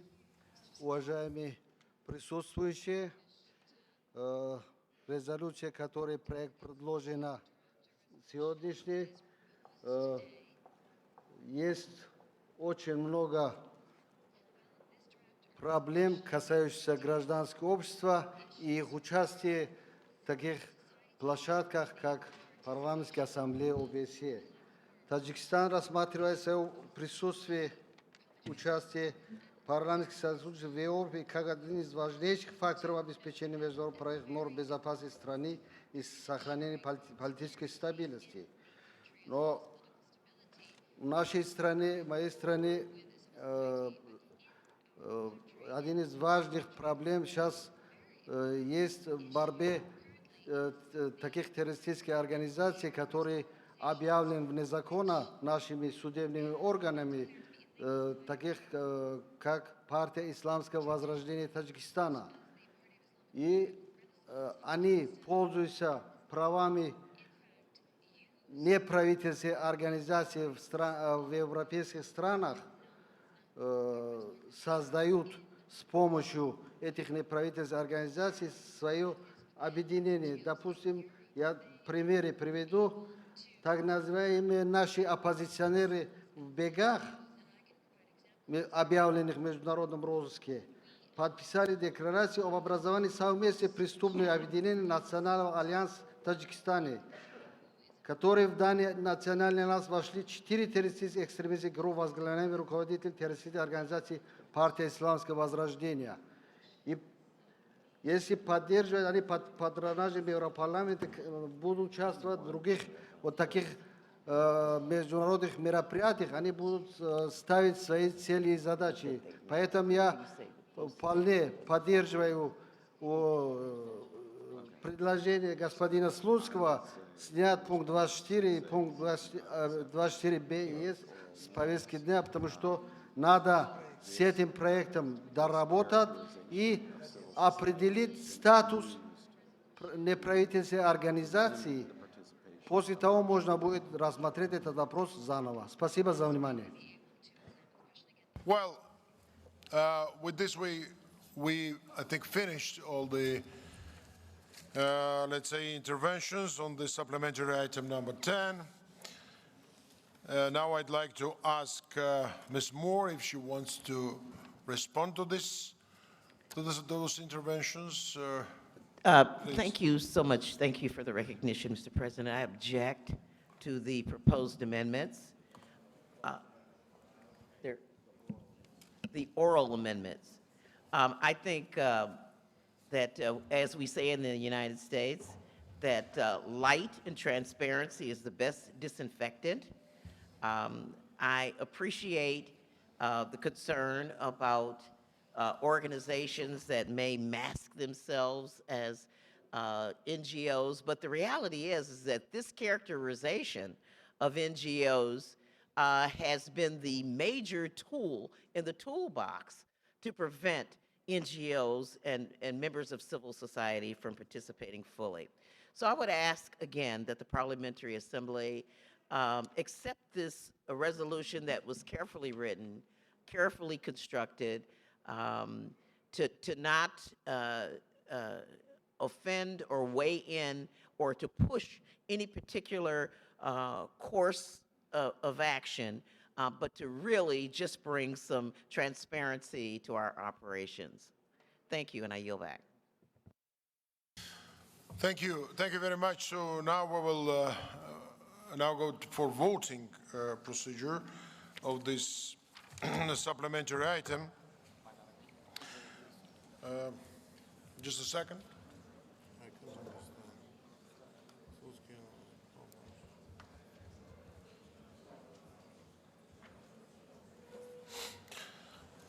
Okay, well,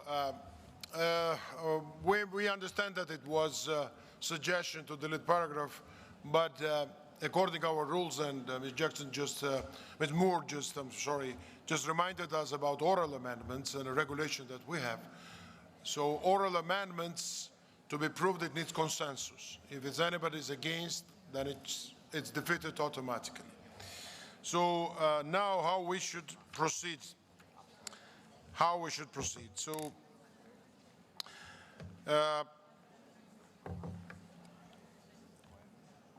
let's, but we are voting for as a whole, or we are voting as a... Okay, so we'll now vote on supplementary item 10. I'd like once again to remind members that under the rules of procedure, the only members who may speak are the principal sponsor of the supplementary item, in this case Ms. Moore, and one member opposed. Speeches will be limited up to 1 minute, and it's plenary. And if it's plenary, happy to take this paragraph together and have one vote on the supplementary item as a whole. Can we vote for this? Any other objection? No objection. So we're voting no objection, voting as a supplementary item as a whole.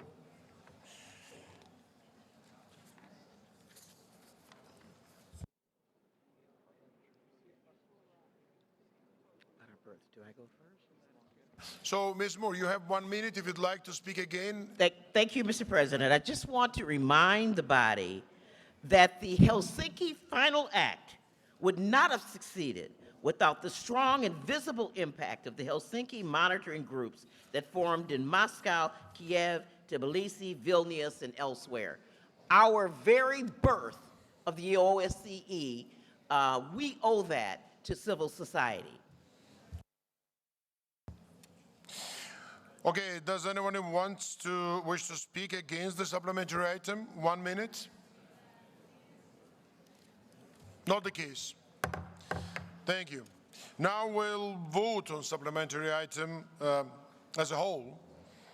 Please, your attention, dear colleagues. Well, we are voting to, who is those in favor? Please raise your voting cards.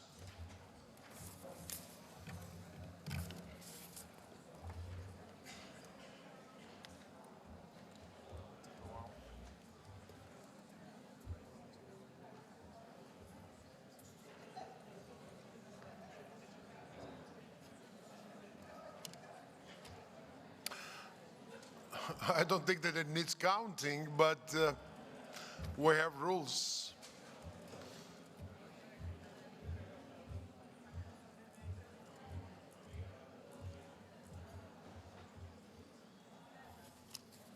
Also count me, my vote.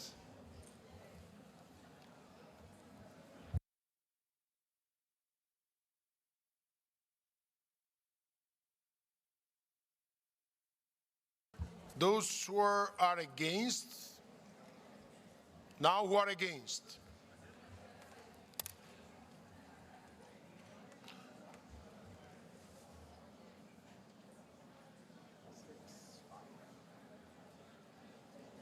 No, that's a separate. Okay, that's much more easier to count. And abstentions? Abstentions. Look there, abstentions, and also the back.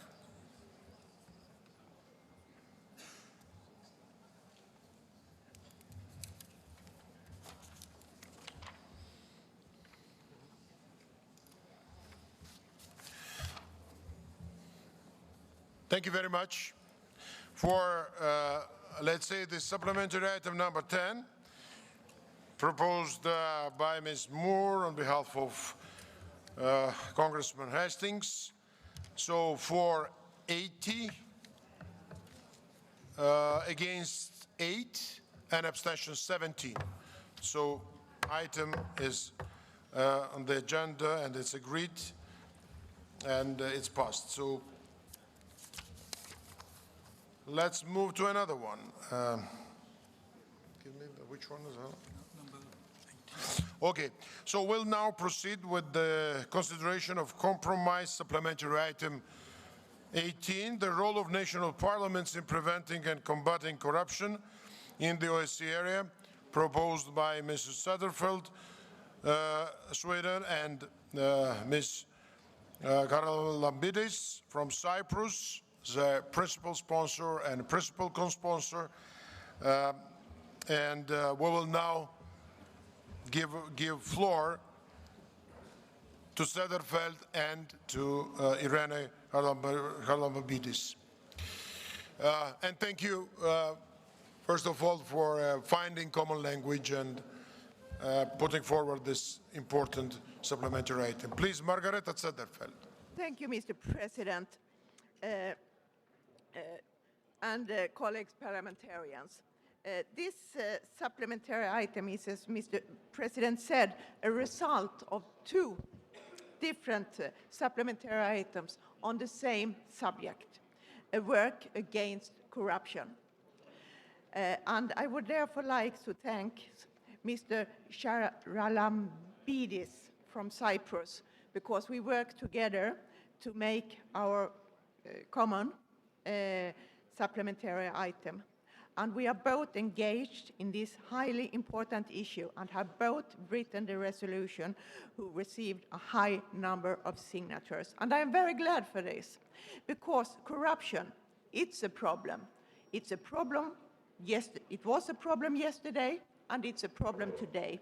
I say this because in the OSCE region, there have been several steps backwards related to what ranking from international institutions when it comes to corruption. And we, as parliamentarians, we are the ones who can work against corruption. Nobody else can take the initiative. Nobody else can make the laws. Nobody else can follow up and scrutinize the government. We, as parliamentarians, are responsible for this. And I also would like to say that there are several OSCE countries who have taken a lot of steps to improve the legislation, to scrutinize the government, and this is good. And those kind of steps should the rest of countries also take. If we will, we can do it. And I raise this issue because corruption, it's not only the name of corruption. Corruption is like a poison, or like, say, a bacteria that's everywhere in the society. It's a threat for security, democracy, rule of law, legitimacy, citizens of the society. And we need to have this, the trust be reliable for the citizens. Why should others feel secure in the society? And to earn security, because to earn trust from our voters, it's to actually work against a real problem. And one of the real problems today is corruption. And I would like to therefore say that this supplementary item is very, very important. And I am very happy because it's also mentioned several steps that we as parliamentarians can do.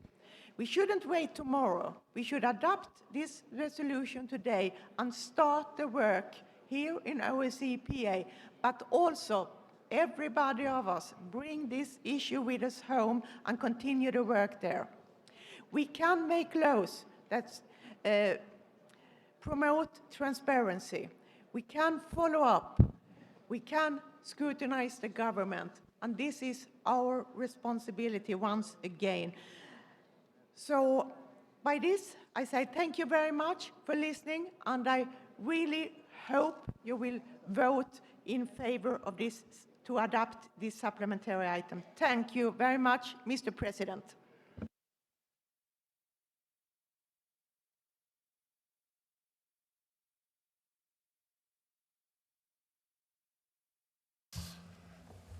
Well, thank you very much, dear Margareta.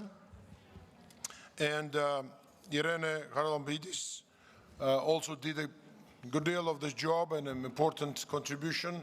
And she asked us previously, it's an exception, but she asked us to make it from this place, and please.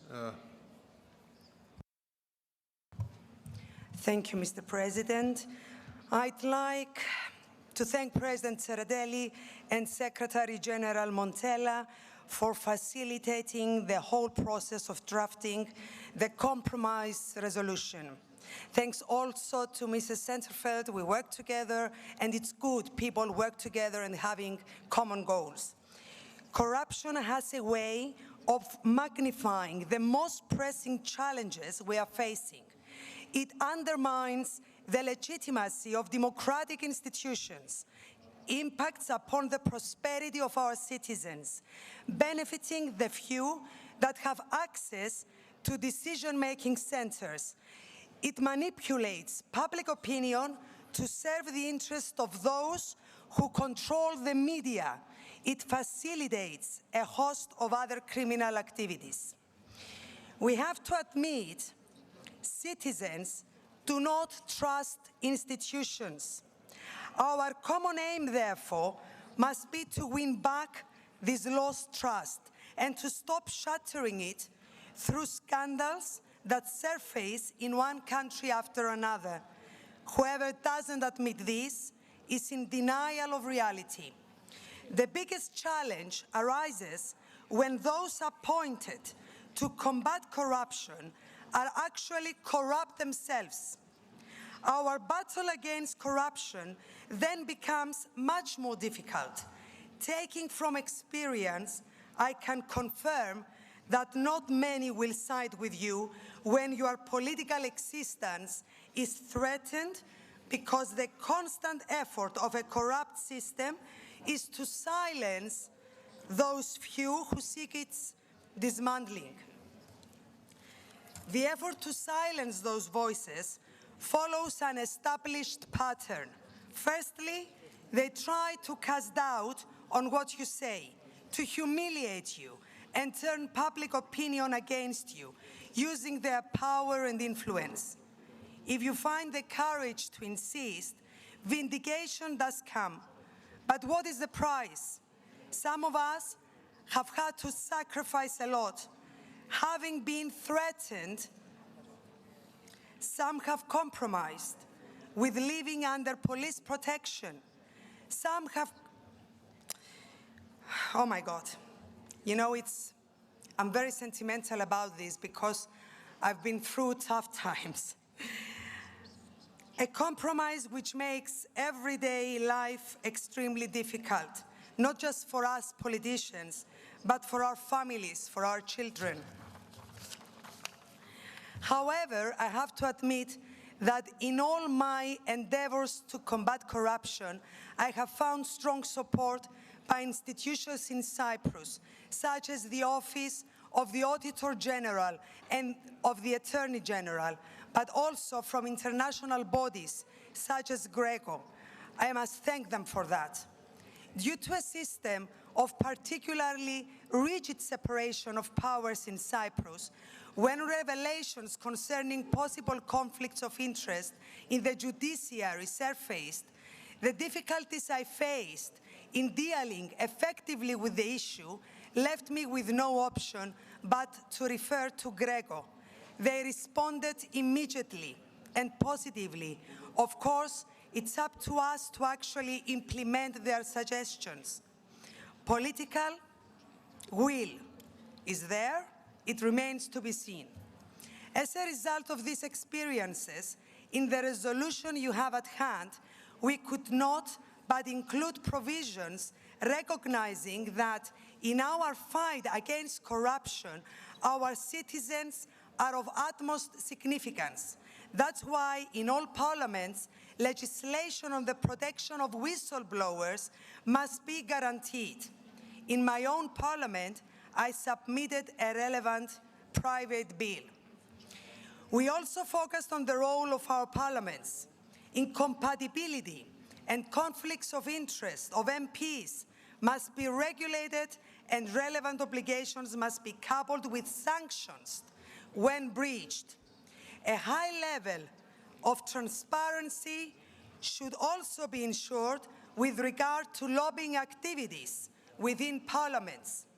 Additionally, provisions that seek to ensure that members of parliaments, journalists, and members of NGOs actively engaged in the fight against corruption are protected by the state in case of threats against their personal security or that of their family could not be missing. Furthermore, I could not but include provisions that ask for the ratification of international legal instruments. We also consider that international institutions as GRECO, the OECD, and the United Nations have a role to play, not the role of adversaries who try to intrude in our affairs, but rather as allies. This is why we felt that including provisions on the cooperation of our Assembly with other specialized bodies would be beneficial to us all. Of course, rooting out corruption is impossible without a robust judiciary that is trained, well-equipped, with the necessary legislation and transparent itself. This is why we include provisions asking that the highest standards of transparency and accountability regarding the appointment and evaluation of members of the judiciary be ensured. Reference is also made in the resolution to the media. The resolution recognizes the need to preserve the independence of the media in order to have a meaningful investigation and reporting of corruption, particularly those investigative journalism. Furthermore, the media must be protected from concentration of power, which would jeopardize their objectivity. Pluralism in this regard is a particular strength that must be enhanced. We know there is more work to be done, more reforms to be made. We don't have all the solutions or think that they'll be easy. But parliamentary scrutiny at OSCE commitments in the field of corruption can be a starting point so that we bring about the reforms our people want and deserve. Once more, thank all who contributed for this resolution, especially Mrs. Centerfeld, President Sardelli, and Secretary General Montella. Thank you all. Thank you.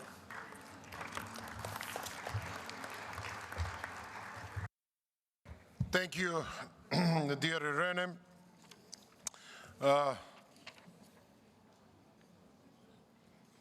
Yes, and thank you, Margaret, for your very, very active work. And I'd like to thank all of you, both of you, your principal sponsor, and Irene as a co-sponsor, principal co-sponsor to, let's say, having this one united document, because you both contributed by your own resolutions, and then I, as a president, according to our rules, trying to mediate, and we have this one united, very strong resolution now, so we appreciate that. Now we can open the debate, and we have already a few speakers here. First is Ms. Anis Samsonyan from Armenia, followed by Frederic Azopardi from Malta. Thank you. Dear President, dear Secretary General, and dear colleagues, since the independence of Armenia, social economic development has been slowed down. Formal reforms in democratization of institutions have spoiled their substantial meaning and significance, as the best way to solve problems was to bribe, nepotism, and sponsorship.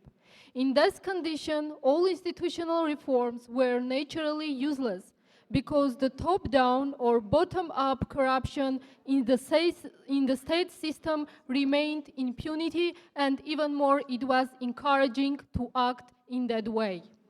After the Velvet Revolution in 2018, there is a high political will in combating corruption in Armenia. The Prime Minister and the ruling party have repeatedly claimed that they have beheaded political corruption. It must be mentioned that yes, of course, the Prime Minister of Armenia and his political team have rejected corruption, but administrative corruption continues to remain a challenge for us all. At present, there are active discussions between civil society and various political forces in Armenia on the topic of what anti-corruption tools and methods are needed in this war. There is also a great need for reviewing national legislation and to continue the work of simplified and transparent procedures in the state institution. Armenia has also implemented the Institute of Whistleblowers, whose anonymity and safety are guaranteed by law. And this year, the electronic platform has been launched, which allows anonymous person to provide information about corruption cases to the relevant bodies. I would like to inform you that the biggest debate between the parliamentary opposition and the political majority is the following. What kind of body needs to be created which will be responsible, effectively and systematically struggling against corruption? Dear colleagues, at the outset I want to thank the delegation of Sweden and Cyprus, in particular Ms. Sederfeld and Ms. Karambelidis, for their timely initiative, which we fully support. Indeed, the topic of combating corruption remains very relevant for the OSCE-PA. If not properly addressed, it may lead to tensions and conflict. The rationale behind our proposal is that corruption of high-level public officials can have particularly negative security implications. Our primary target should not be petty corruption, but systematic corruption at the high public level, as one of major challenges for societies. This is why we propose to streamline this aspect of combating corruption in the draft resolution. We also propose to add a new paragraph after paragraph 18, which will focus on the bribery of foreign public officials and officials of public international organizations. The proposal is based on the commitments under the United Nations Convention Against Corruption. As the world's largest interparliamentary union, the Parliamentary Assembly should send a strong message of zero tolerance to corruption of international officers. Adoption of this paragraph by the OSCE-PA will set an example for other interparliamentary bodies to undertake more efforts in combating corruption. Dear colleague, we hope that proposed amendments will be supported by the OSCE-PA members. Thank you for the attention. Thank you. Thank you, dear Ani Samsonyan. And now, Frederick Azzopardi, Malta, followed by Lord Dubs. Thank you, Mr. Chair. Hello. Thank you, Mr. Chair. The wider effects of corruption permeate the entire democratic system, undermining good governance, the rule of law, and human rights, thus endangering the stability and validity of democratic institutions and the very foundation of the state. Parliamentarians across parties and philosophies need to unite on the anti-corruption agenda. Failure to unite categorically against corruption risks turning an issue of fundamental principle into one of partisan politics, weakening the public of democracy, the pillars of democracy, and reinforcing public systems. Moreover, the growing international dimension of corruption, wherein corruption transcends geopolitical borders and wherein the ramifications of corrupt practices in one country may be felt in other countries. Parliamentarians must support statements of instruments of international cooperation. Corruption cannot be understood, let alone controlled, on a national basis. The absence of an active, effective, and sustainable international parliamentary network will definitely negatively impact their anti-corruption agenda. Thank you, Mr. Chair. Thank you very much. Now we have Mark Pritchard, UK, and then Soren Morborn from France. No. Is it working? Thank you, Mr. President. Can I thank also my colleagues from Cyprus and Sweden for raising this important issue and very timely issue. And it's right that the OSCE show leadership on this issue, not only in the Parliamentary Assembly, but in other countries as well, and with other interlocutors and with other international actors. Can I say that the whole issue of integrating anti-corruption work across the whole of the OSCE and its projects, I think is absolutely fundamental, particularly as we go into the Albanian chairmanship. And Mr. President, you will know that the Albanian chairmanship from the 1st of January next year have already said that this will be a priority. So, as I said, this is very timely. It's right that we should discuss it. And it is a key issue that affects so many of our countries. Thank you.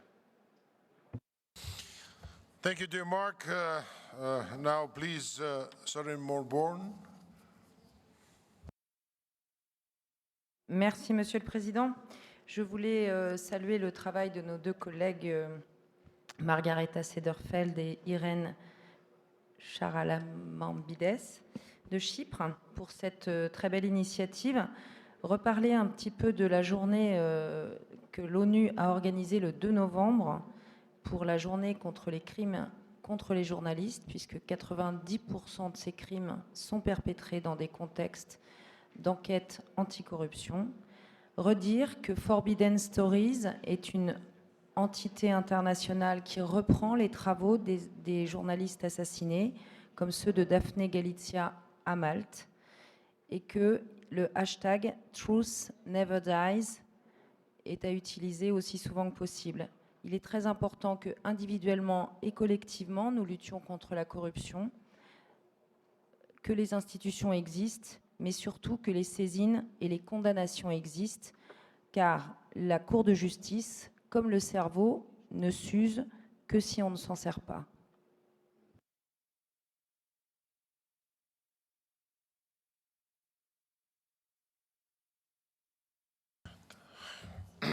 Thank you, merci beaucoup. Now, Senator Wicker, please. Thank you, Mr. President and fellow delegates. I want to congratulate the Cyprus and Swedish delegations for coming together with a compromise and making a strong statement that unfortunately within our ranks there are places in our European community where corruption is rampant. It is a problem. Corruption undermines the confidence of the people. It threatens the rule of law and undermines democracy. And we might as well face it, there is backsliding among some officials within the ranks of the OSCE, and it needs to be stated and stated firmly and openly and loudly, as this resolution does. We will have an opportunity in a few minutes during the amendment process to weaken this resolution, and that would be with the adoption of Amendment Number 1. I hope we will resist that opportunity. To me, Amendment Number 1, the wording of Amendment Number 1 says we strike the words that we're deeply concerned about it, and we simply say we strive for further progress. To me, that would imply that we're on the right track, and we simply need to keep on that track of opposing corruption. I don't agree with that.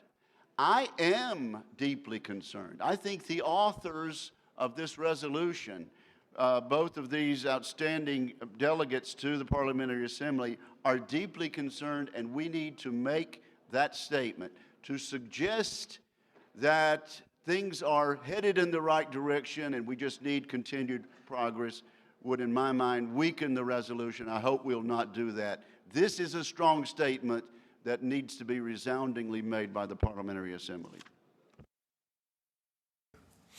Thank you, and we have on our list one more speaker from the UK. I couldn't. No? Yes. Please.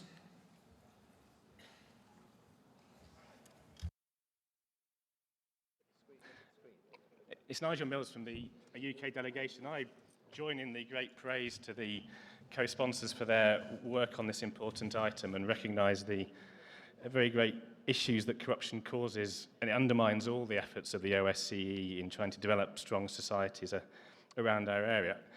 I would just raise one supplementary issue that's not perhaps entirely made clear here, and that is the importance of the richer and the perhaps generally less corrupt countries in making sure that the money that is stolen and embezzled from other countries can't be brought into those richer countries and hidden there. And if we can all take responsibility to tackle that, it will make it much harder for those corrupt individuals around the world to actually get their money somewhere where they can enjoy it. And we in the UK know we have real problems that our property market and our stock markets are very attractive for some of this money to be hidden. And we've taken great measures to increase transparency of who really owns expensive property in the UK and who really owns all the companies that are being established in the UK. And we're gradually encouraging / forcing our overseas territories to take the same action. And the EU is moving in the same direction of wanting to have a public register of who is the real beneficial owner of all companies across the EU.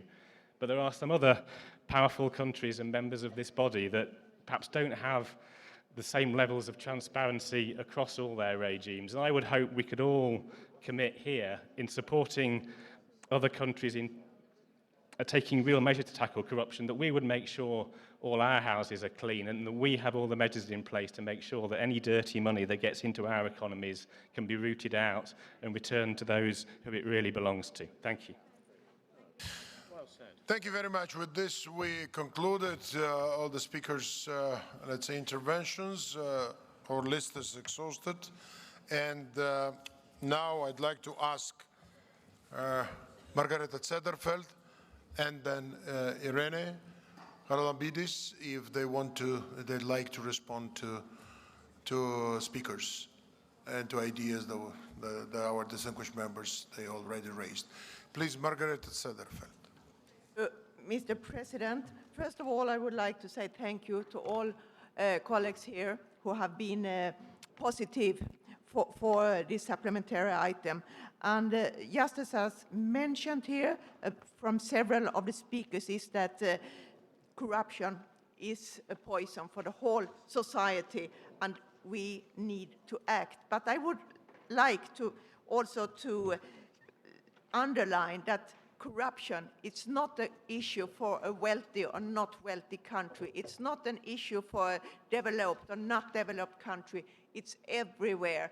And therefore, it's so important that all of us, all the time, work against corruption. It's a never-ending job. There need to be what we have talked about, laws, legislations, follow-up regulation, and so on, for the whole society. But we need to continue to drag this issue. Otherwise, corruption will pop up again. And that's what's actually stated in those rankings that several organizations do, that corruption is increasing in countries that have been quite free from corruption earlier. So I am thank you again. Thank you, Mr. President. Thank you, dear Margareta. Thank you. And Irena, please.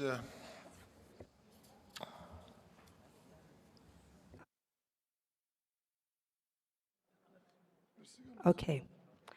First of all, I would like to thank you all for the positive response to this resolution, to this supplementary item. We have a lot of work to do in our own parliaments in order to combat corruption. And what I would like to ask you is not to accept any amendments that might water down the significance and how strict it is, the resolution we're going to vote for. It is very important to get the message through that corruption is not acceptable in any form anymore, and that there are people willing to fight against it. Good, thanks. Now we'll start the voting procedure. And we have 3 amendments here.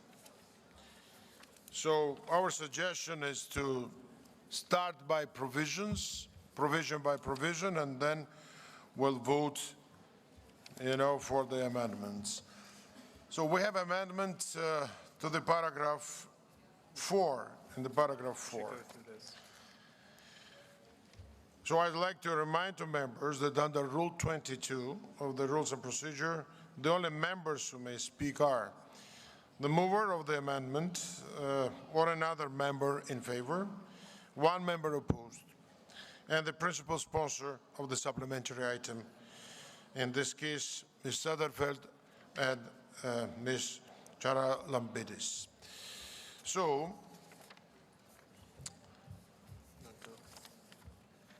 just a second, a lot of papers here. And speeches on amendments will be limited to 1 minute, as we agreed. We'll now vote on paragraph 1 to 3 on this supplementary item. Any objections? No. Agreed. Well, we now come to the amendment number 1 to amend language in a paragraph 4. And I called Mr. Fokin to move this amendment. Please. Спасибо, господин председатель. Но прежде всего, уважаемые коллеги, мы абсолютно поддерживаем содержание данной резолюции. Хотели бы, наоборот, усилить этой поправкой, а не размывать задачу, которая перед нами стоит. Почему? Потому что сегодня, когда мы говорим в целом о недостаточных темпах, мы констатируем только эту ситуацию. И в разных странах она по-разному складывается. А когда мы говорим и усиливаем, стремиться к дальнейшему прогрессу в области противодействия коррупции, мы даем импульс нашим парламентам и нашим участникам в реализации этой поправки. Поэтому, уважаемые коллеги, я наоборот считаю, что эта формулировка, она позволяет нам двигаться дальше, а не просто констатировать ситуацию, в которой мы сегодня находимся. Спасибо. Thank you very much. Does anyone wish to speak against this amendment? Margareta Zederfeld.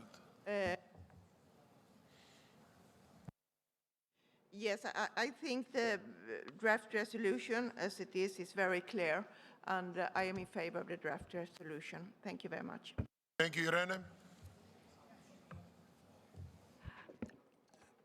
Though I'm fond of the Russian delegation, I think I will not accept this amendment because, as I said, I've got this feeling that it waters down the meaning of the resolution. So I'm negative too. Thank you. Okay, thank you. Now we will vote on amendment number 1. So please, who is in favor of this amendment? You are in favor of this amendment.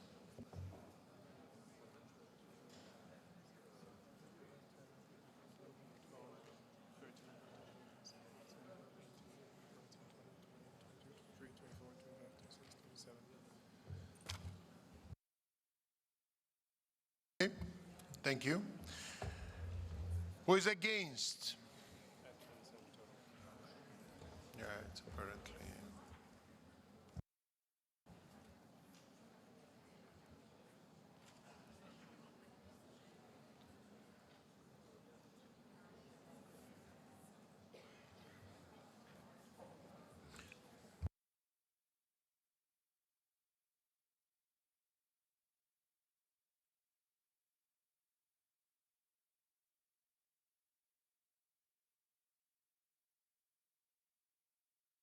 Any abstentions?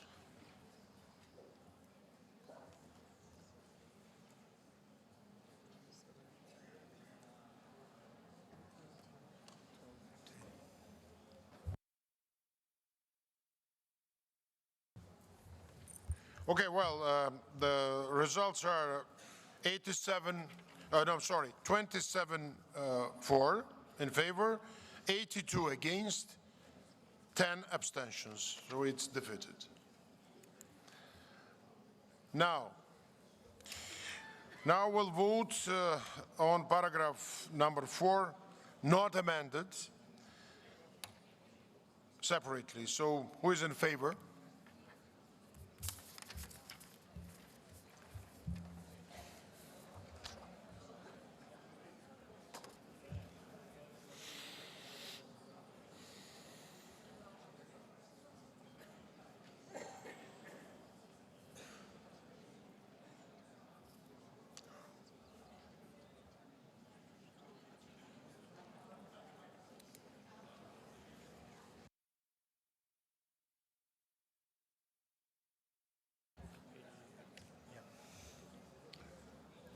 Please, thank you. Who is against? Nobody. Abstentions?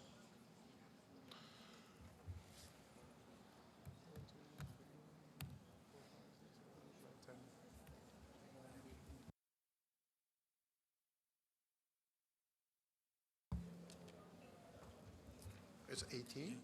So we have 88 for, 0 against, and 10 abstentions. So paragraph is agreed. Now we'll vote on paragraph 5 to 8 of the supplementary item. Any objections? No. Agreed. Now we come to amendment number 2 to add the language in paragraph 9, and I call Mr. Conjurian to move the amendment. Please, floor is yours, sir. Thank you very much. First of all, I want to thank representatives from Cyprus, Georgia, Germany, and Russian Federation for joining this amendment.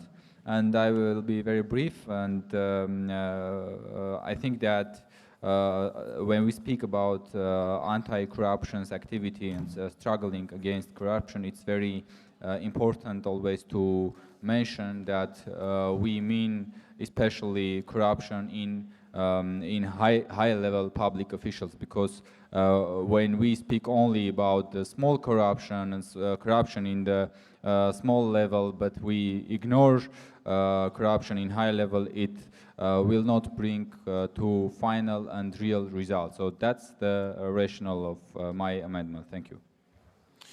Thank you very much. Does anyone want to speak against this amendment?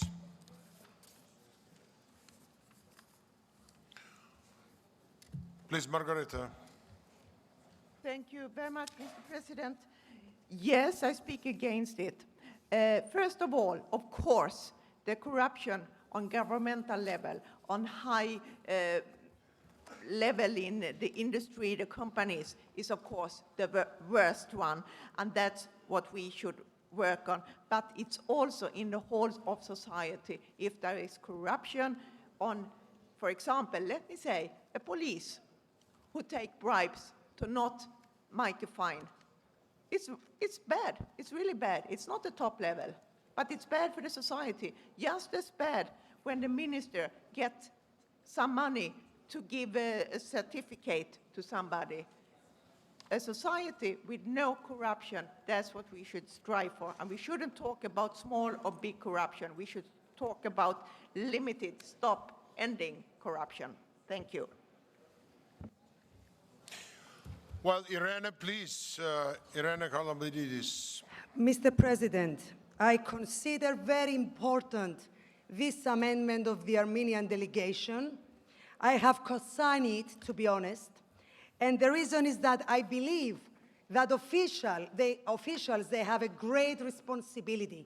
Most of the times they get a vote. They have to respect that vote.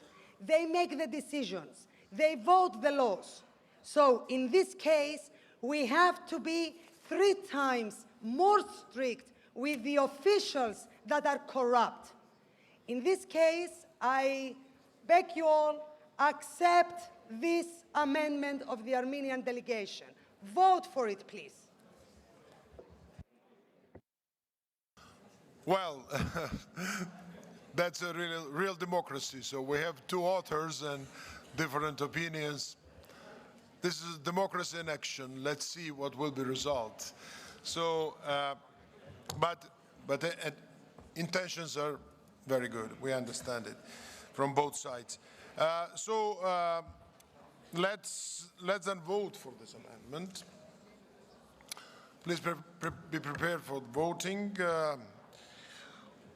Those who are in favor, please raise your cards. Who is in favor of this amendment?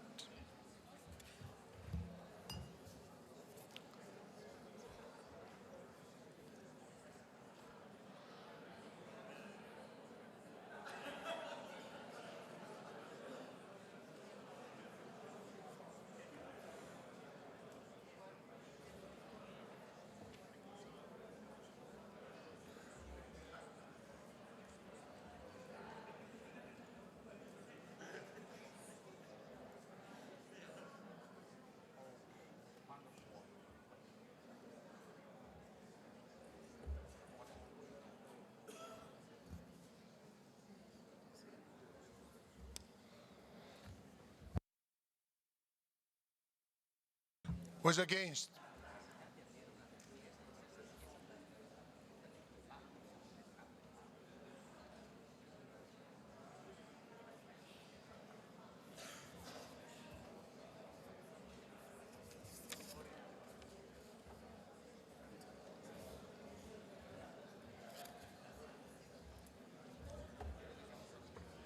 Chocho. Thank you. Abstentions?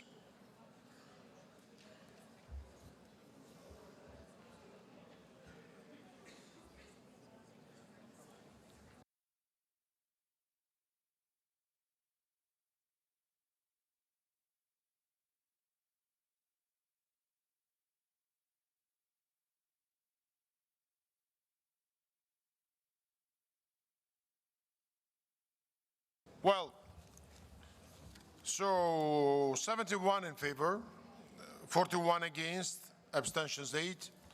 It's adopted. Now we'll vote on paragraph 9 as a whole, not amended. No, as amended, sorry, as amended. Please, who is in favor of this paragraph as amended?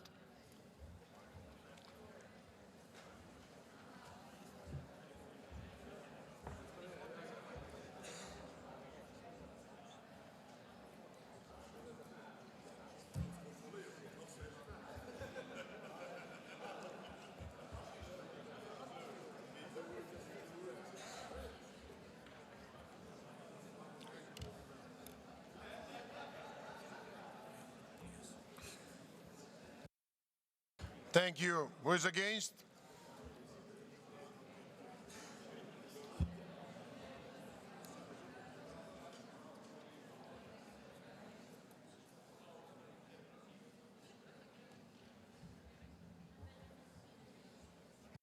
Thank you. Thank you. And abstentions?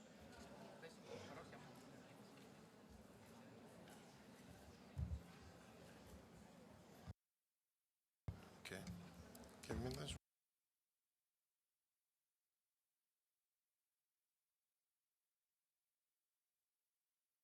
So 4 in favor, let's say 77, against 4, and amendment abstentions 1. The paragraph is approved. Is adopted. We'll now vote on paragraph 10 to 18 of the supplementary item. Any objections, dear colleagues? No objections, passed. And now amendment number 3 to add a new paragraph after paragraph 18. And again, I'd like to call Mr. Conjurian to move this amendment. Thank you very much. First of all, I want to thank my colleagues for supporting my amendment. And again, I will be brief. The proposal is based on the commitments under the United Nations Convention Against Corruption. As the world's largest interparliamentary union, the Parliamentary Assembly should send a strong message of zero tolerance to corruption of international officials. Dear colleagues, I'm sure that corruption is disease. Corruption is cancer to society in domestic level, in international level, and we should struggle against corruption as in domestic and international, as well as in petty corruption and in high-level corruption. I want to clarify that I don't mean that petty corruption shouldn't be in our attention. No, both of them, petty corruption, small corruption, and high-level corruption should be in our attention all the time. Thank you. Okay, understand.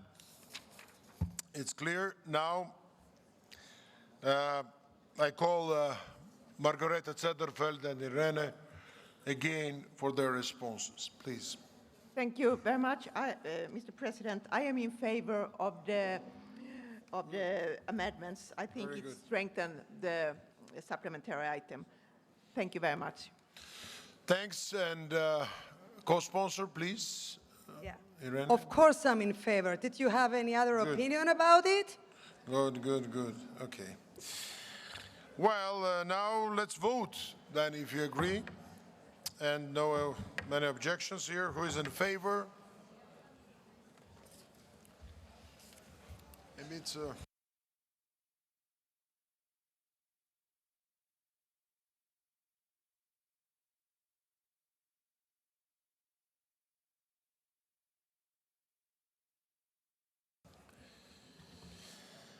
Thank you. Who is against?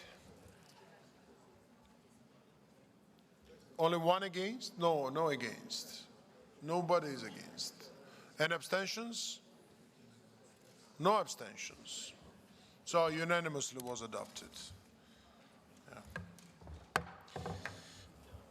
Thank you. We are voting now on paragraphs 19 to 31. No, but first, I'm sorry. We have to vote for the paragraph. No, because it's a new paragraph. It was a new paragraph, sorry.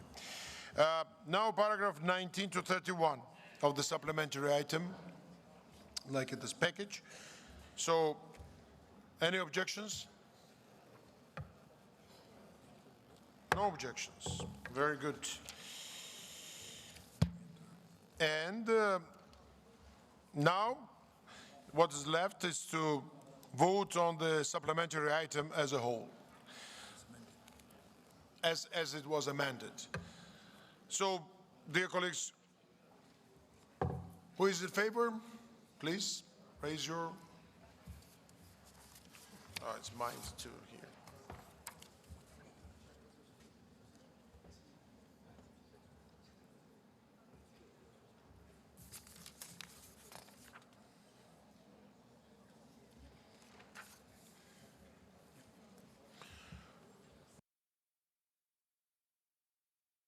Thank you. Who is against?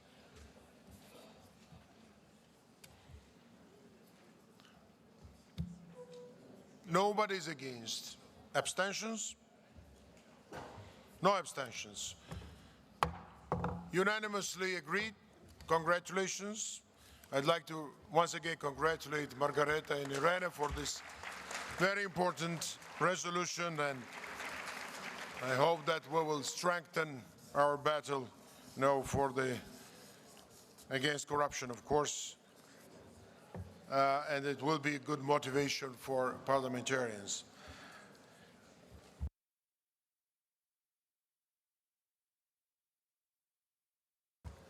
So, dear colleagues, we had two supplementary items to discuss and to vote, and we completed our work. Now I'd like to give floor to Heidi Fry for invitation to Canadian reception. Please, dear Heidi, floor is yours. Thank Thank you, President. I just wanted to, on behalf of the Canadian delegation, I wanted to invite everyone here to a reception outside, just outside the plenary hall, immediately following this plenary. You will have the chance to taste some delicious British Columbia wines, which are internationally renowned. As you recall, in Vienna, I announced that the Canadian Parliament will host the 29th annual session of the OSCE-PA in Vancouver. And I think it's time to remind you that in the Helsinki Final Acts vision, we talked about a zone of peace stretching from Vancouver to Vladivostok. So I think it's very fitting that you come to Vancouver. I want you to know that Vancouver is my home city, so we are looking forward to hosting you there, not only for the great food and the great wine, but when you go there, I think you will see every one of your citizens living somewhere in Vancouver, because we are home to the world. Canadians come from every part of Europe, and you'll meet them there, and they'll speak your languages, and you'll feel very much at home. But I just want to tell you that we are not only a multicultural city, we're an absolutely stunning city nestled on the Pacific Ocean and with the mountains that are sitting there, beautiful, with snow on some of it still. I think you will find that this is a gorgeous place to come. I look forward to hosting you, to giving you a wonderful time, and to having a great Vancouver declaration next summer in 2020. Thank you.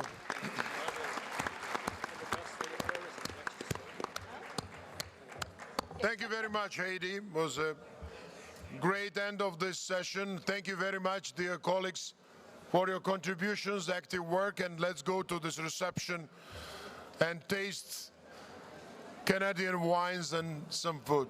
Thank you.